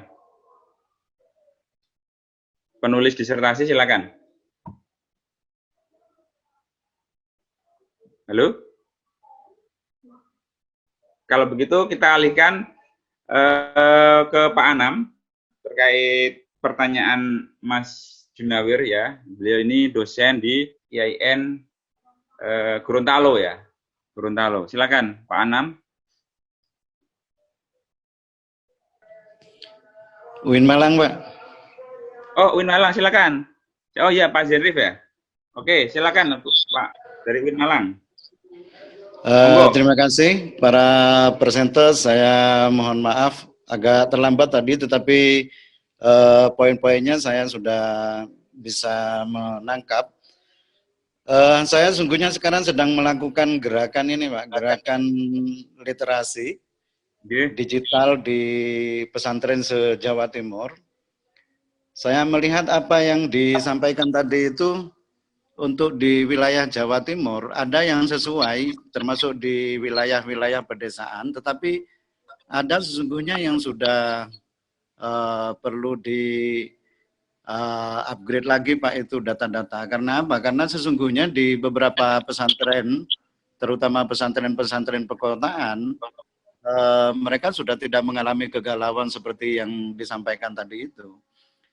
Hanya saja memang SDM di kalangan pesantren, terutama pesantren-pesantren yang terkategorikan sebagai pesantren salafiyah itu, mereka memang masih mengalami kegalauan. Mereka melarang terhadap datangnya internet, mereka melarang HP dibawa oleh para santri, tetapi para kiainya make gitu.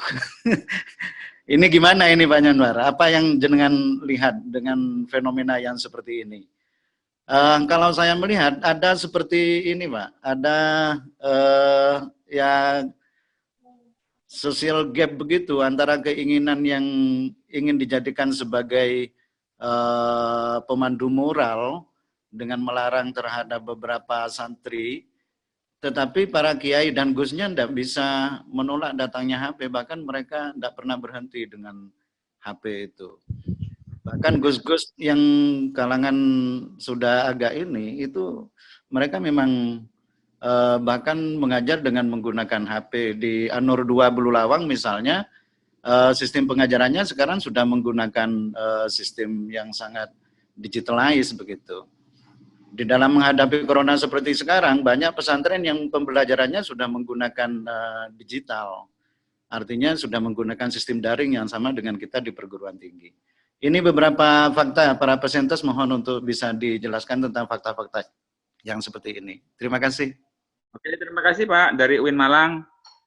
Selanjutnya kalau ada, masih ada 2 penanya lagi, dipersilakan. Oke, angkat tangan. Oke, nggak ada. Oke, selanjutnya silakan dijawab. Oh, dari mana? Silakan. Itu Mas Subarang ya, Subarang. Kalau nggak ada, mohon untuk ya. Halo Pak Dokter. Ya. Ya, dari Pandeglang ya, silakan mahasiswa. Ya. Iya, mahasiswa S3 UIN Banten. SMHB Serang. Yang ingin saya tanyakan gini Pak. Ya, Assalamualaikum warahmatullahi wabarakatuh. Tadi itu kan ada mendengar dari beberapa pembahasan, terutama dari Pak, saya udah yang terakhir ya. Pak Fauzan. Oh, yang kedua. Yang kedua Pak Yanwar. Pak Yanwar. Dosen UIN Banten Pak itu Pak. Cuman iya, belum ada. Belum ketemu kita ya, nggak ada di materi kita ya, nggak ada ini ya. Oh, nanti jadwal kita ya. Semester kedua. Gini, jadi di situ ada teorinya, mungkin kalau dibahasakannya teorinya terlalu tipis gitu ya. Teorinya terlalu tipis, hanya sebagai pemanis saja gitu. Jadi saya ingin nanya itu ke penulis, sebenarnya teorinya apa sih yang diangkat gitu. di dalam disertasi ini gitu ya. Kemudian dari teori-teori siapa saja gitu.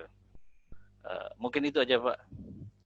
Terima kasih Pak Dokter. Oke, terima kasih. Assalamualaikum warahmatullahi wabarakatuh. Waalaikumsalam. Terima kasih dari Pandeglang Pak Said. Satu lagi saya beri kesempatan untuk bertanya karena tadi saya bilang 4 orang. Silahkan, saya tunggu yang mau memberikan tanggapan. Oke, langsung dijawab aja ya. Sudah ini karena sudah jam 15 kurang 7 menit. Kurang 3 menit malah. Jam saya ini. Ya, jam 15 kurang 7 menit.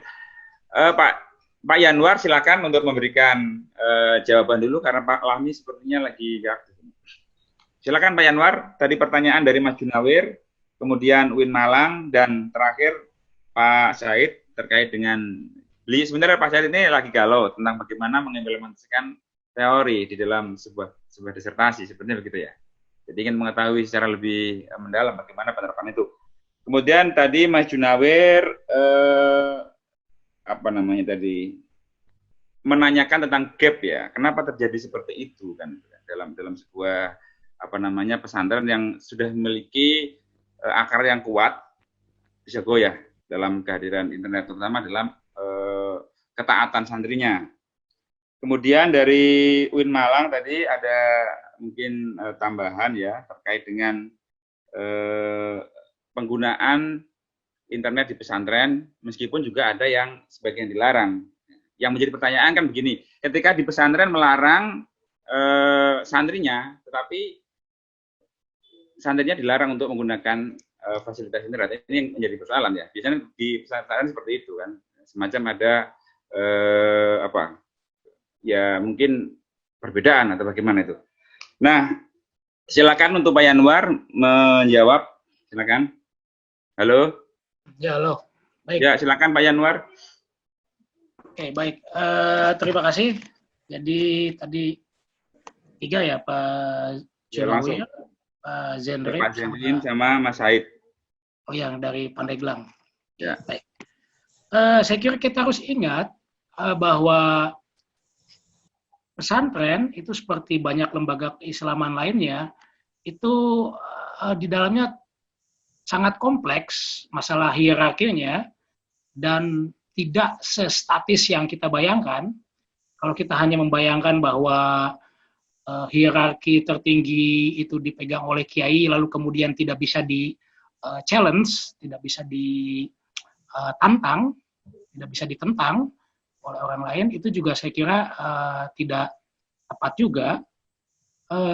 Bacaan-bacaan sejarah dan antropologi memperlihatkan bahwa terjadi yang namanya aliansi, kompetisi, kemudian juga kontestasi di dalam dunia pesantren. Nah, seperti itu. Dan ketika Pak Junawir tadi menanyakan kalau misalnya ada internet yang masuk kemudian mempengaruhi kondisi di sana, lalu kemudian pertanyaan yang muncul adalah kenapa bisa seperti itu? Saya kira pihak pesantren sudah memperhitungkan, mempertimbangkan bagaimana pengaruh baik buruknya hal tersebut bagi santri dan juga bagi pihak pesantren tersendiri.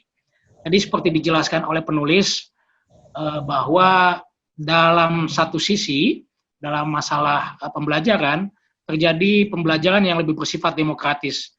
Dalam artian di sini kemudian santri tidak hanya mengetahui sumber-sumber pengetahuan dari pihak pesantren saja, tetapi juga dari dunia luar, internet. Yang misalnya oleh penulis mengambil contoh bagaimana santri itu gemar menonton video YouTube dari Ustadz Abdul Somad dan juga Kiai Said Agil Siroj misalnya. Nah, tapi kemudian menurut saya yang agak kurang tepat oleh penulis gambarkan itu dalam hal pakaian saya kira. Karena kalau misalnya kita melihat pakaian, ini tidak selalu kemudian dianggap bahwa terjadi penentangan otoritas. Nah, seperti itu. Walaupun juga kita tidak bisa mengatakan bahwa itu tidak tepat. Karena misalnya saya ingat di negara-negara seperti Perancis dan Turki yang sekuler, kita tahu bahwa Perancis negara yang sekuler, mayoritas adalah non-Muslim, sedangkan Turki sekuler tapi mayoritas adalah Muslim. Kedua-duanya melarang penggunaan kerudung di tempat umum. Tapi memang agak berubah di Turki sejak Erdogan menjadi Perdana Menteri. Nah, ketika kemudian orang-orang Turki dan Perancis itu menggunakan kerudung di tempat umum, artinya sedang ada upaya bentuk politisasi busana Muslim, nah, seperti itu. Jadi artinya berbusana pun bisa dianggap sebagai sebuah tindakan politik. Nah, saya kira dalam kasusnya Pak Alahmi, ketika santri menggunakan jeans, menggunakan gelang, itu bisa dilihat satu memang sebagai suatu bentuk politisasi dari busana mereka, tapi di sisi lain juga kita tidak hanya itu sebagai bentuk politisasi. Bisa saja ya karena mereka ini adalah generasi muda, kemudian ingin terlihat lebih trendy, lebih keren, sehingga menggunakan jeans. Jadi sangat kompleks lah. Tidak bisa lantas ini kemudian menjadi bentuk politik, tapi juga melupakan bentuk-bentuk yang lain, sebagaimana misal bentuk komodifikasi. Nah, dalam masuknya internet ke pesantren, saya pikir itu tadi, pihak pesantren sudah mempertimbangkan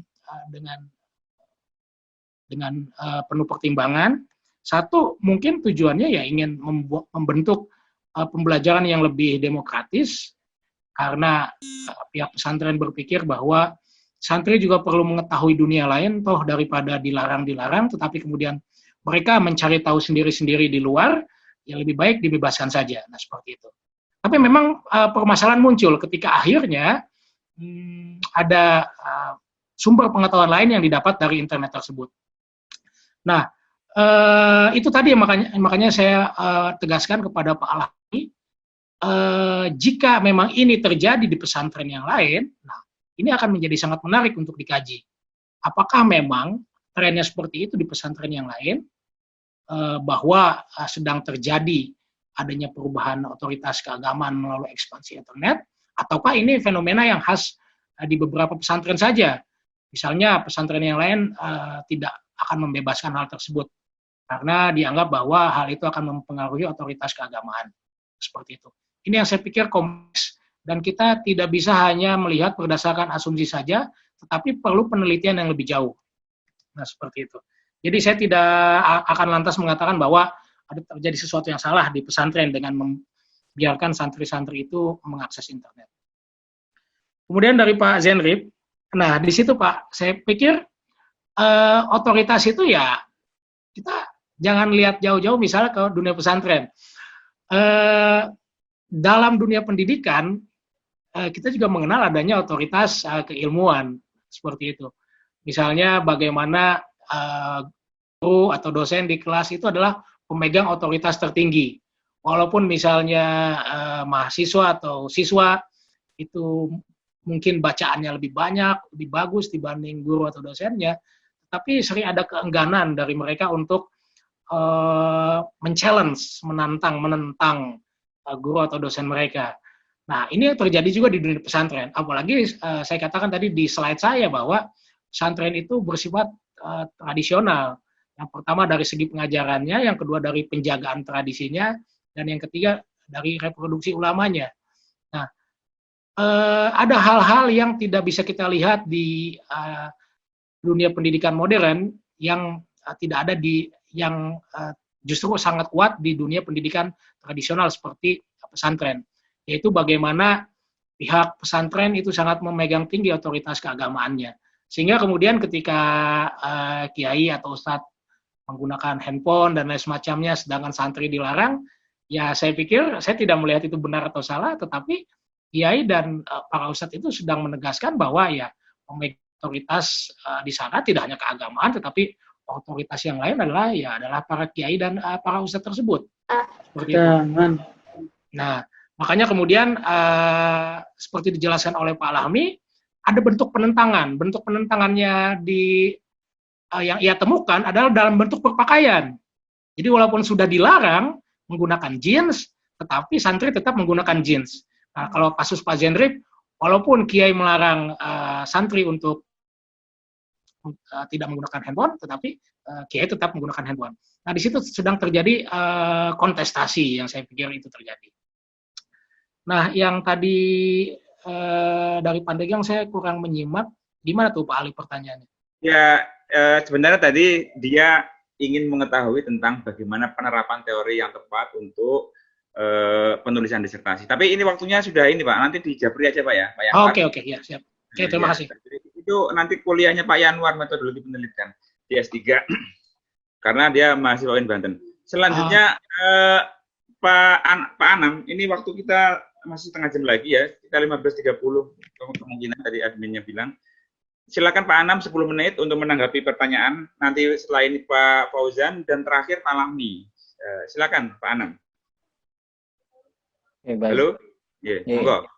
Saya kira nanti Pak Lahmi perlu dikasih hak jawab lebih panjang ya, saya kira ya. Iya, terakhir. Makanya Pak Anam 5 menit mungkin atau berapa nanti biar. Jadi tadi ini kita ini cuma ngasih catatan dan mengkritik ada, padahal bikin disertasi itu juga susah ya. Ya, silakan. Oke. Tapi yang pasti saya banyak dapat masukan ya, banyak informasi baru yang saya dapat. Kalau misalnya istilah sowan virtual ya, atau sowan digital tadi bagus sekali untuk menggambarkan sebuah ekspresi baru terhadap kehadiran internet. Itu menarik, dan beberapa poin yang disampaikan Pak Lahmi di dalam disertasi ini juga saya catat betul dan luar biasa. Nah, saya ingin menyampaikan gini nih. Yang pertama terkait dengan misalnya gaya berbusana segala macam ya tadi. Itu saya kira tidak berkaitan langsung dengan masuknya internet ke pesantren ya. Kalau memang itu ada sejak lama, tanpa ada internet pun pada saat saya pesantren dulu sudah banyak santri yang memakai jeans ya. Kalaupun tidak di pesantren, ketika keluar dari lingkungan pesantren. Nah, fokus pembicaraan kita ke internet. Nah, saya mencatat nih ya beberapa ini, baik yang disampaikan langsung tadi, maupun yang disampaikan lewat chat ya begini.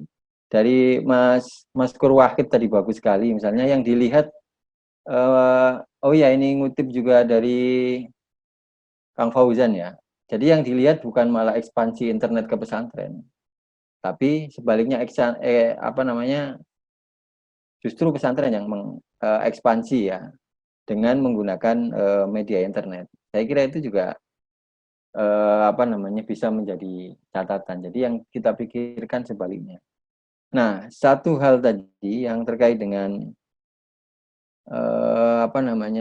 kegagapan ya, sebagian pesantren menerima internet sebagai media baru ya untuk proses pembelajaran. Nah, sayangnya memang penelitian ini penelitian antropologis ya. Meskipun jurusan pendidikan ini saya tidak tahu ya, jurusan pendidikan, tapi menurut penelitiannya lebih ke antropologis ya, apalagi dari pisau analisis ya, teori yang dipakai. Ini murni antropologis ya, bukan pendidikan. Kalau kita membahas pendidikan, saya kira lebih menarik lagi perkembangan internet. Cuman fokus kita ini mengkaji budaya ya, mengkaji pesantren sebagai subkultur. Dan ini subkulturnya bukan subkultur pendidikan yang dibahas ini, tapi subkultur kebudayaan. Hampir mirip dengan yang disampaikan Gus Dur, pengertian subkulturnya. Jadi yang disampaikan Pak Zenrif ya dari UIN Malang tadi, saya kira dalam konteks pendidikan. Menarik juga untuk dibahas bagaimana sekarang perkembangan pesantren terkait dengan wabah COVID-19 ini ya. Semua lembaga pendidikan sekarang kan dipaksa untuk bermigrasi secara cepat ke dunia virtual. Nah, bagaimana pesantren merespon ini, saya kira juga kalau ada yang mengeksplorasi lebih lanjut bisa menjadi bahan perbincangan yang lebih menarik. Dan ini konteksnya pendidikan. Sekali lagi konteksnya pendidikan. Kemudian kayaknya tidak ada pertanyaan yang lebih spesifik tadi. Saya ingin menanggapi satu lagi ini, dan menurut saya menarik dari yang disampaikan Mas Fauzan tadi ya. Misalnya gini, terkait dengan otoritas. Nah, otoritas baru yang muncul dari dunia internet itu yang menarik disampaikan tadi justru muncul justru muncul dari para santri senior ya, atau para kiai di pesantren yang lain, sehingga itu memungkinkan pesantren untuk terus berpacu mengembangkan tafakufiddin. Misalnya tadi ya, kiai atau para santrinya juga melalui internet ini juga mengakses perkembangan keilmuan di luar. Bagaimana pesantren A misalnya berproses kemudian mengakses juga ceramah dari Gus Baha, mengkaji keilmuan Gus Baha, kemudian mengkaji pemikiran Pak Said Akil Sirot. Ini membuka ruang baru bagi pesantren untuk mengembangkan tafakufiddin. Artinya kalau saya pribadi dalam konteks penggunaan internet di pesantren ini, saya positive thinking ya.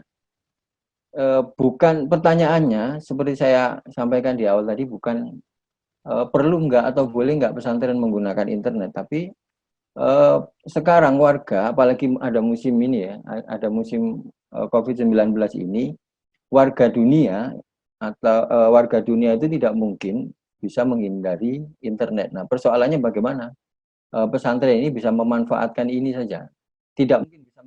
Karena disebutkan Pak Zenrif tadi, kiai bisa menghalangi santri untuk memakai handphone ketika berada di pesantren. Tapi ketika dia keluar sejengkal dari pesantren atau ketika pulang kampung, mereka tidak akan bisa lepas dari handphone ya, lepas dari internet, sehingga ya ini tidak bisa ditolak lagi. Nah, persoalannya bagaimana internet ini bisa dimanfaatkan secara positif dalam konteks pendidikan. Tapi sekali lagi dalam konteks pendidikan. Nah, memang penelitian ini fokus ke soal ini ya, antropologi, fenomenologi. Jadi lebih ke budaya. Mungkin itu tanggapan Kang Ali. Selebihnya saya mengapresiasi kepada semua narasumber dan terutama penulis buku ini, yang mohon maaf dari tadi kita kritik dan kita kasih catatan padahal membuat disertasi itu susah. Saya kira terima kasih. Terima kasih. Termasuk Pak Anam nih sebenarnya sudah lagi diuji sama promotor. Oke, Pak Lahmi tadi kan karena Pak Lahminya lagi ada trouble sepertinya, makanya pembicara saya suruh pertama untuk menjawab. Silakan Pak Lahmi, ada waktu 10 menit ya, nanti bagi dengan Mas Fauzan barangkali ada penanggapan. Silakan Pak Lahmi. Ya, Prof, ini terima kasih sekali ini. Pertama itu ada masukan-masukan yang cukup berharga bagi saya terhadap disertasi ini, mulai dari Kang Anam, kemudian Prof Yanuar pribadi, kemudian juga catatan-catatan menarik juga dari Mas Fauzan ya. Kemudian ada pertanyaan-pertanyaan yang langsung itu mungkin bisa juga akan ditujukan kepada saya, walaupun tidak tidak langsung benar ya, itu memang ada kaitan dengan saya. Pertama itu dengan teori yang digunakan. Baiklah, sebenarnya ini memang seperti yang disampaikan dan ditegaskan oleh pembahas tadi, bahwasanya ini penelitian fenomenologi dan antropologi yang berkaitan dengan budaya. Tentu untuk mengeneralisasikan bahwa perubahan itu sama dengan di tempat lain tentu sangat sulit sekali, kecuali memang penelitian ini penelitian kuantitatif itu ya. Dan saya melihat perubahan di sini tentang otoritas itu ya. Saya melihat dari spektrum budaya yang dibangun oleh pesantren itu, sehingga bagaimana di dalam disertasi sudah disampaikan bagaimana memang identitas itu sudah mulai dibentuk oleh kiai sudah lama waktunya, dan kemudian mulai saya ini semua menggarisbawahi tentang pakaian gitu ya, tentang pakaian itu, walaupun memang ada catatan tadi bahwasanya walaupun tidak dengan internet gitu ya, pasti pakaian ini juga akan berubah ketika santri juga keluar. Tentu ini sudah catatan menarik juga. Cuman saya berusaha sebenarnya untuk bagaimana melihat sejernih mungkin ya, walaupun memang ada bias gitu ya, subjektivitas, karena memangnya antropologi memang itu ada subjektivitas. Saya tidak akan tidak akan apalagi mengkonter gitu ya, catatan-catatan tadi memang itu cukup berharga, dan kemudian sudah saya ambil juga dari Prof Yanuar pribadi yang dia sampaikan kepada saya. Tentu ini akan menjadi catatan menarik nantinya ketika memang ada waktu. Mudah-mudahan nanti habis wabah pandemi COVID-19 ini, ya ini bisa menjadi bagian dari penelitian lanjutan yang bisa memperkaya khazanah literasi di pesantren. Kemudian catatan yang langsung terkait dengan saya itu tentang penggunaan disertasi, teori dalam disertasi ini. Di UIN Jogja memang kita diarahkan untuk menggunakan teori-teori sosial dalam membedah setiap masalah penelitian yang akan digunakan. Ini memang urusan agak unik. Ini adalah hal yang baru saya dapatkan. Mulai S1, S2 itu saya tidak mendapatkan ini. Tapi ketika sampai di sana itu saya mau diperkenalkan. Walaupun dapat di S3 tentu memang inilah menjadi kendala kita. Seperti catatan dari Prof. Yanwar Kubadi tadi itu, kita susah memang untuk bagaimana mempergunakan sebagus mungkin teori-teori yang digunakan sehingga dia hidup dalam analisis analisis masalah-masalah yang ada itu. Di sini saya juga sebenarnya menggunakan teori Teori utamanya itu adalah teori habitus, arena dan distinction atau distingsi dari Pierre Bourdieu. Karena saya melihat di sini agak cocok dengan isu yang saya angkatkan. Tentu bagaimana nanti cara penggunaan yang baik itu ini sebenarnya saya pengen juga pandangan dari Prof. yang pribadi bagaimana saya harus menggunakan. Tapi kemudian juga teori-teori yang saya gunakan sebagai kerangka kritik itu dari habitus dan distingsi dan juga arena itu saya padukan dengan teori middle-nya, teori yang lain yang cocok dengan teori yang peneliti dari Iwan Abdullah yang di lokal gitu. Dan juga peneliti yang lain. Saya pikir itu saja yang untuk tanggapan dalam sesi ini. Tentu saya berterima kasih sekali. Karena 2 kali saya dapat masukan selain dari ujian terbuka dahulu. Dan hari ini rasanya saya sudah masuk dalam ujian terbuka yang kedua ini. Tentu kalau banyak masukan akan tambah luar biasa. Terima kasih, Prof. Dikembalikan. Terima kasih. Oke ya teman-teman yang saya hormati, para pemirsa dan peserta yang ada di Zoom ini. Jadi tadi itu adalah beberapa penjelasan. Mas Fauzan masih ada? Halo? Oke, masih ada. Oh, masih ada, Mas Nyimak. Oke. Ya ini Mas Fauzan masih ada waktu kurang lebih 5 menit ya, atau mungkin nanti saya kasih waktu sebelumnya. Ini kita akan habis 3:30 waktunya. Jadi silakan untuk menggunakan waktu yang sangat singkat ini. Mas Fauzan, silakan. Ya. Oke, karena dari tadi beberapa pertanyaan mengarah pada bagaimana tentang ekspresi budaya ya, kayak misalkan menggunakan celana jeans, menggunakan gadget yang baru dengan teknologi yang baru dan lain sebagainya tadi. Ya kalau misalkan kita lihat sebetulnya kalau menurut saya dalam ekspresi budaya yang mesti kita lihat itu, dan ini sebetulnya kontribusi penting riset ini adalah bahwa melihat ekspresi-ekspresi di dalam pesantren itu sebagai bagian dari ekspresi of distinction. Jadi bahwa penggunaan sarung, penggunaan kitab kuning itu masih akan ada selama itu menjadi salah satu instrumen distingsi yang memungkinkan para santri tadi mempromosikan perbedaan khasnya dia gitu. Jadi ini memang sebetulnya menjadi tantangan karena misalkan antara pesantren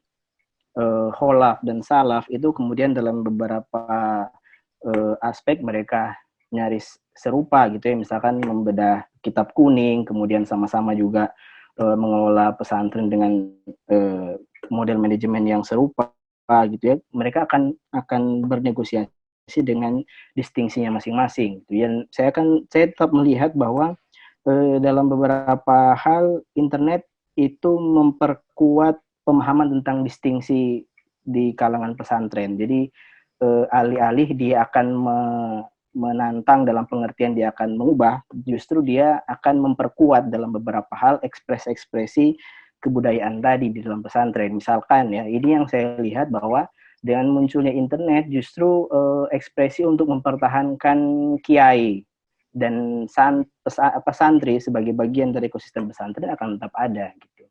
Dan inilah yang saya bilang tadi, kemudian komponen-komponen dalam ekosistem pesantren tadi itu yang dibawa ke dalam internet gitu. Jadi kita melihat bahwa ada para otoritas santri tradisional tadi yang ketika muncul di YouTube tetap mempergunakan sarung gitu ya, kemudian tetap mengkaji, misalkan Gus Ulil punya forum di Facebook dan di YouTube mengkaji tentang kitab Ihya Ulumuddin misalkan. Nah itu kan justru internet ini memperkuat gitu. Jadi dia memang menantang, tetapi dalam beberapa hal dia justru memberi peluang supaya kelompok santri ini memperkuat karakter khasnya gitu. Jadi yang saya lihat adalah bahwa yang sebetulnya menantang di dalam kajian tentang pesantren dan new media ini adalah bagaimana kita memahami tentang model distingsi yang diproduksi oleh pesantren ini yang menurut saya kalau bisa dijelaskan gitu. Distingsi-distingsi seperti apa yang dihasilkan oleh berbagai macam pesantren tadi mendebat new media yang sekarang tersedia gitu. Jadi bagaimana pesantren Kholaf tadi memproduksi kekhasan dia sendiri, bagaimana pesantren Salaf memproduksi kekhasannya sendiri, karena ini bagian dari mereka tadi, pertentangan identitas. Karena saya masih tetap tertarik dengan Manuel Castel karena dia menyatakan bahwa teknologi bukan meleburkan identitas, tapi teknologi justru mengafirmasi pergesekan identitas, antar identitas. Jadi justru yang terjadi bukan pluralistik praktik, tapi justru yang terjadi adalah perubahan dalam aspek dominasi gitu. Jadi kadang-kadang nanti mungkin beberapa hari dan pergeseran-pergeseran ini akan saya lihat. Jadi kemungkinan bahwa pesantren Salafiyah masih akan tetap eksis dengan distingsinya sendiri, tapi dominasi dalam identitas kepesantrenan itu bisa akan berubah gitu. Jadi bisa jadi di beberapa tahun ke depan orang membayangkan pesantren Salafiyah tidak lagi terafiliasi dengan Islam tradisional knowledge gitu ya, yang mengkaji kitab suci dan sebagainya, itu nanti akan berubah interpretasi gitu. Jadi justru kalau saya bisa membuat sebuah masukan untuk teman-teman yang bergiat dalam dunia pesantren Salafiyah adalah bagaimana membaca proses pergeseran dominasi ini lewat distingsi yang tersedia tadi gitu. Karena ini menurut saya yang menantang sebetulnya ya. Bagaimana kemudian kalau kita pakai Bourdieu ya, bagaimana kemudian dalam pesantren tradisional Salafiyah ini mempertahankan cara pedagogi of taste gitu. Jadi melatih, mendidik taste yang dianggap ideal dalam jati diri pesantren Salafiyah. Itu yang sekarang harusnya sedang terjadi gitu. Jadi bagaimana? Dan itu kan saya lihat NU sebetulnya lebih cepat merespon perkembangan ini gitu ya, ketimbang gerakan modernis lain gitu. Jadi misalkan dengan hadirnya website NU online yang sejak awal dia udah lebih dulu berekspansi dan bernegosiasi dalam dunia digital, itu menurut saya salah satu ekspresi dari bagaimana caranya mengekspresikan perbedaan khasnya dia gitu. Jadi jadi bagaimana para pengelola pesantren ini melakukan pengkondisian ulang dalam hal ekspresi kebudayaan ini yang serupa. Jadi serupa kalau bisa melampaui riset yang dilakukan oleh Pak Lahmi. Jadi tidak perlu mengulang-ulang, tapi bisa bergerak ke arah bagaimana sebetulnya para pesantren ini melakukan pengkondisian ulang dalam hal pembentukan etika-etika baru, dalam pembentukan diferensiasi yang baru, dan lain sebagainya. Saya kira catatan saya seperti itu, dan ini betul-betul disertasi yang bagus. Terima kasih Pak Ali. Oke, terima kasih. Bagus sekali tadi ya pemakaran Pak Fauzan. Teman-teman semua yang saya hormati, ya ini kita masih ada waktu kurang lebih 8 menit ya. Jadi perlu saya sampaikan kepada teman-teman semua. Jadi sebagaimana tadi saya sampaikan di awal ketika pembukaan atau memberikan pengantar, bahwa kegiatan semacam ini ya yang diinisiasi oleh Gerak Literasi Indonesia ini insya Allah akan berlangsung secara rutin ya, 2 mingguan untuk membedah atau mungkin mengkaji, mendiskusikan hasil penelitian yang relevan dan memiliki isu-isu yang aktual. Sehingga tadi dari Mas Zefrin atau Pak Zefrin dari UIN Malang, saya kira bisa kira-kira dari Malang tadi kan Gerak Literasi ya untuk daerah Malang, ya untuk diskusi ya, terus sharing dengan kita. Nah, kemudian sebagaimana inisiasi kita bahwa gerak literasi ini memang konsen di dalam hal-hal yang berurusan dengan keliterasian Indonesia. Jadi sifatnya umum, tidak terbatas pada kajian-kajian keislaman atau mungkin yang diwakili oleh lembaga pendidikan Islam, tapi hasil-hasil penelitian yang lain yang berasal dari PTK umum atau perguruan tinggi umum atau hasil-hasil riset pribadi dari teman-teman semua juga nggak apa-apa nanti bisa ini. Bahkan yang sudah masuk ke kita ya ada 3 disertasi sebenarnya, tapi kita nanti akan melihat bagaimana nanti ke depannya atau mungkin diskusi dengan yang lain. Ya, silakan kalau ada tanggapan lagi dari Pak Yanwar, ada masukan lagi, kita masih ada waktu 7 menit sebelum nanti ini habis. Silakan Pak Anam atau yang lain. Saya kira buat Pak Lahmi itu disertasinya menarik untuk diterbitkan, jadi sehingga tidak tidak hanya dibaca oleh orang-orang dalam ruang lingkup yang sedikit saja, tapi bisa dibaca lebih banyak. Nah, seperti itu. Ada beberapa pedoman mengubah disertasi ke buku, sehingga kemudian nanti pembaca itu akan lebih tertarik membaca disertasi Pak Lahmi karena sudah disesuaikan dengan format buku. Bisa di googling manual-manual cara mengubah disertasi menjadi buku. Saya mendukung penerbitan disertasi Bapak menjadi buku. Saya kira seperti itu, Pak. Oke, terima kasih Pak Yanwar. Oke, Pak Anam barangkali masih ada ini mungkin akan menyampaikan tentang gerak literasi, boleh nggak Pak Anam? Sebagai Direktur Gerak Literasi Indonesia, silakan, ada waktu 5 menit. Terima kasih Kang Ali. Seperti disampaikan tadi, selain kita mengkaji beberapa produk penelitian dari perguruan tinggi Islam, saya kira juga menarik ya kalau kita mengkaji beberapa produk riset ya di bidang ilmu pengetahuan dan teknologi ya. Dan nanti pembedahnya juga dari banyak kalangan ya. Tidak semua saya misalnya harus mengetahui banyak hal ya, karena saya juga terbatas fokus kajiannya.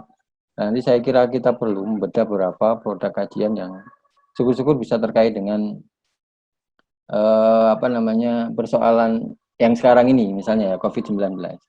Saya sangat sedih sebenarnya pada saat kondisi ini ya, kita sedang dilanda virus, kemudian kampus-kampus disuruh libur ya, kemudian lembaga-lembaga riset terdengar hanya beberapa saja.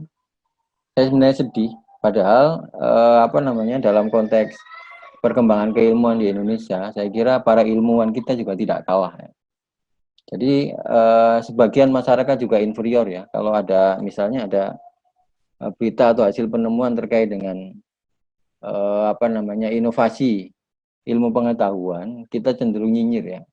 Misalnya ada kata-kata begini, Italia saja tidak bisa, Italia saja tidak mampu misalnya, Amerika saja kena, Amerika saja belum menemukan. Nah, menurut saya kata-kata inferior itu saya kira yang perlu kita minimalisir. Caranya dengan apa? Memperbanyak publikasi karya-karya yang selama ini tidak muncul ke publik.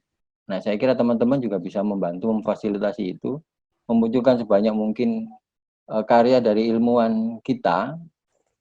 Jadi tidak terbatas pada satu bidang tertentu, tapi sebagai pengetahuan kita bersama, itu saya kira penting ya untuk membedah sebanyak mungkin karya, terutama yang berkaitan dengan persoalan terkini masyarakat. Jadi sebagian besar informasi di media sosial itu muaranya pada agama dan politik ya. Agama dan politik. Corona kemudian disikapi dengan isu agama, isu politik dan seterusnya, bukan sebuah isu keilmuan. Nah, maksudnya dari forum ini entah nanti formatnya kasih nama apa, entah rak penelitian atau folder penelitian atau apapun ya, nanti dengan bahasa populer, saya kira kita bisa lebih mengembangkan literasi ya, mengeluarkan beberapa produk hasil penelitian yang selama ini tersimpan ya di rak-rak perguruan tinggi, sekarang coba kita bantu, kita keluarkan. Tidak hanya komunitas ini saja, nanti bisa jadi banyak komunitas yang ikut berpartisipasi. Semakin produk penelitian yang dipublikasikan dengan bahasa populer dan masyarakat terlibat, maka menurut saya media sosial yang berbasis atau media yang berbasis internet ini, new media ini tidak hanya diisi dengan isu-isu receh ya, dalam tanda kutip, tapi lebih bernas lagi.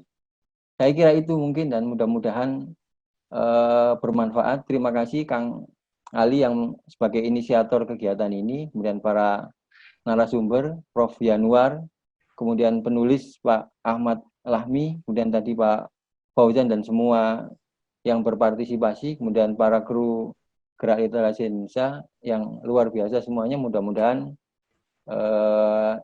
kita bisa continue ya, istiqomah. Dan insya Allah teman-teman Gerak Literasi juga, kalau ada teman-teman punya program, komunitas yang punya program, kita juga insya Allah akan dengan senang hati ya terlibat atau bekerja sama. Saya kira itu, Kang Ali. Terima kasih. Oke, terima kasih. Assalamualaikum warahmatullahi wabarakatuh. Waalaikumsalam warahmatullahi wabarakatuh. Selanjutnya, ini memang sudah selesai, waktunya habis. Saya ucapkan terima kasih kepada pembicara, Pak Lahmi, Pak Yanwar, Mas Fauzan, dan Pak Anam. Barangkali ada sesi foto bareng bersama, masih ada 1 menit. Kalau bisa foto-foto juga ya? Iya, foto bersama siapa? Screenshot-nya itu Mas Safaat ya. Oh, ya, silakan. Nah, kita perlu dokumentasikan. Terus nanti sertifikat untuk pembicara nanti akan dikirim. Silakan. Foto bareng yuk. Oke, boleh nih, mau di screenshot nih. Ya. Boleh sambil melambaikan tangan dada boleh. Nah. Ya. Oke, 1 halaman lagi. Pak Yanwar tangannya terlalu pendek tuh, kurang tinggi. Oke, sudah. Oke, terima kasih kepada teman-teman semua yang telah meluangkan waktunya di acara ini. Insya Allah ini menjadi silaturahim yang bagus ya. Jadi memang harapan saya dan teman-teman juga ini memang salah satu bagian dari membuat jejaring ilmiah, jejaring pengetahuan melalui diskusi semacam ini. Jadi pertemuan para alumni, mungkin perguruan tinggi atau mungkin dari para peneliti, sumbangsihnya ya terkait dengan eksplor hasil riset ini menjadi bagian yang sangat penting, terutama yang sedang diinisiasi oleh Gerak Literasi Indonesia. Karena sekali lagi jejaring ilmiah inilah yang saat ini perlu kita kembangkan di dalam rangka memberikan pencerahan kepada bangsa. Terima kasih. Selaku moderator saya ucapkan terima kasih. Assalamualaikum warahmatullahi wabarakatuh. Waalaikumsalam warahmatullahi wabarakatuh.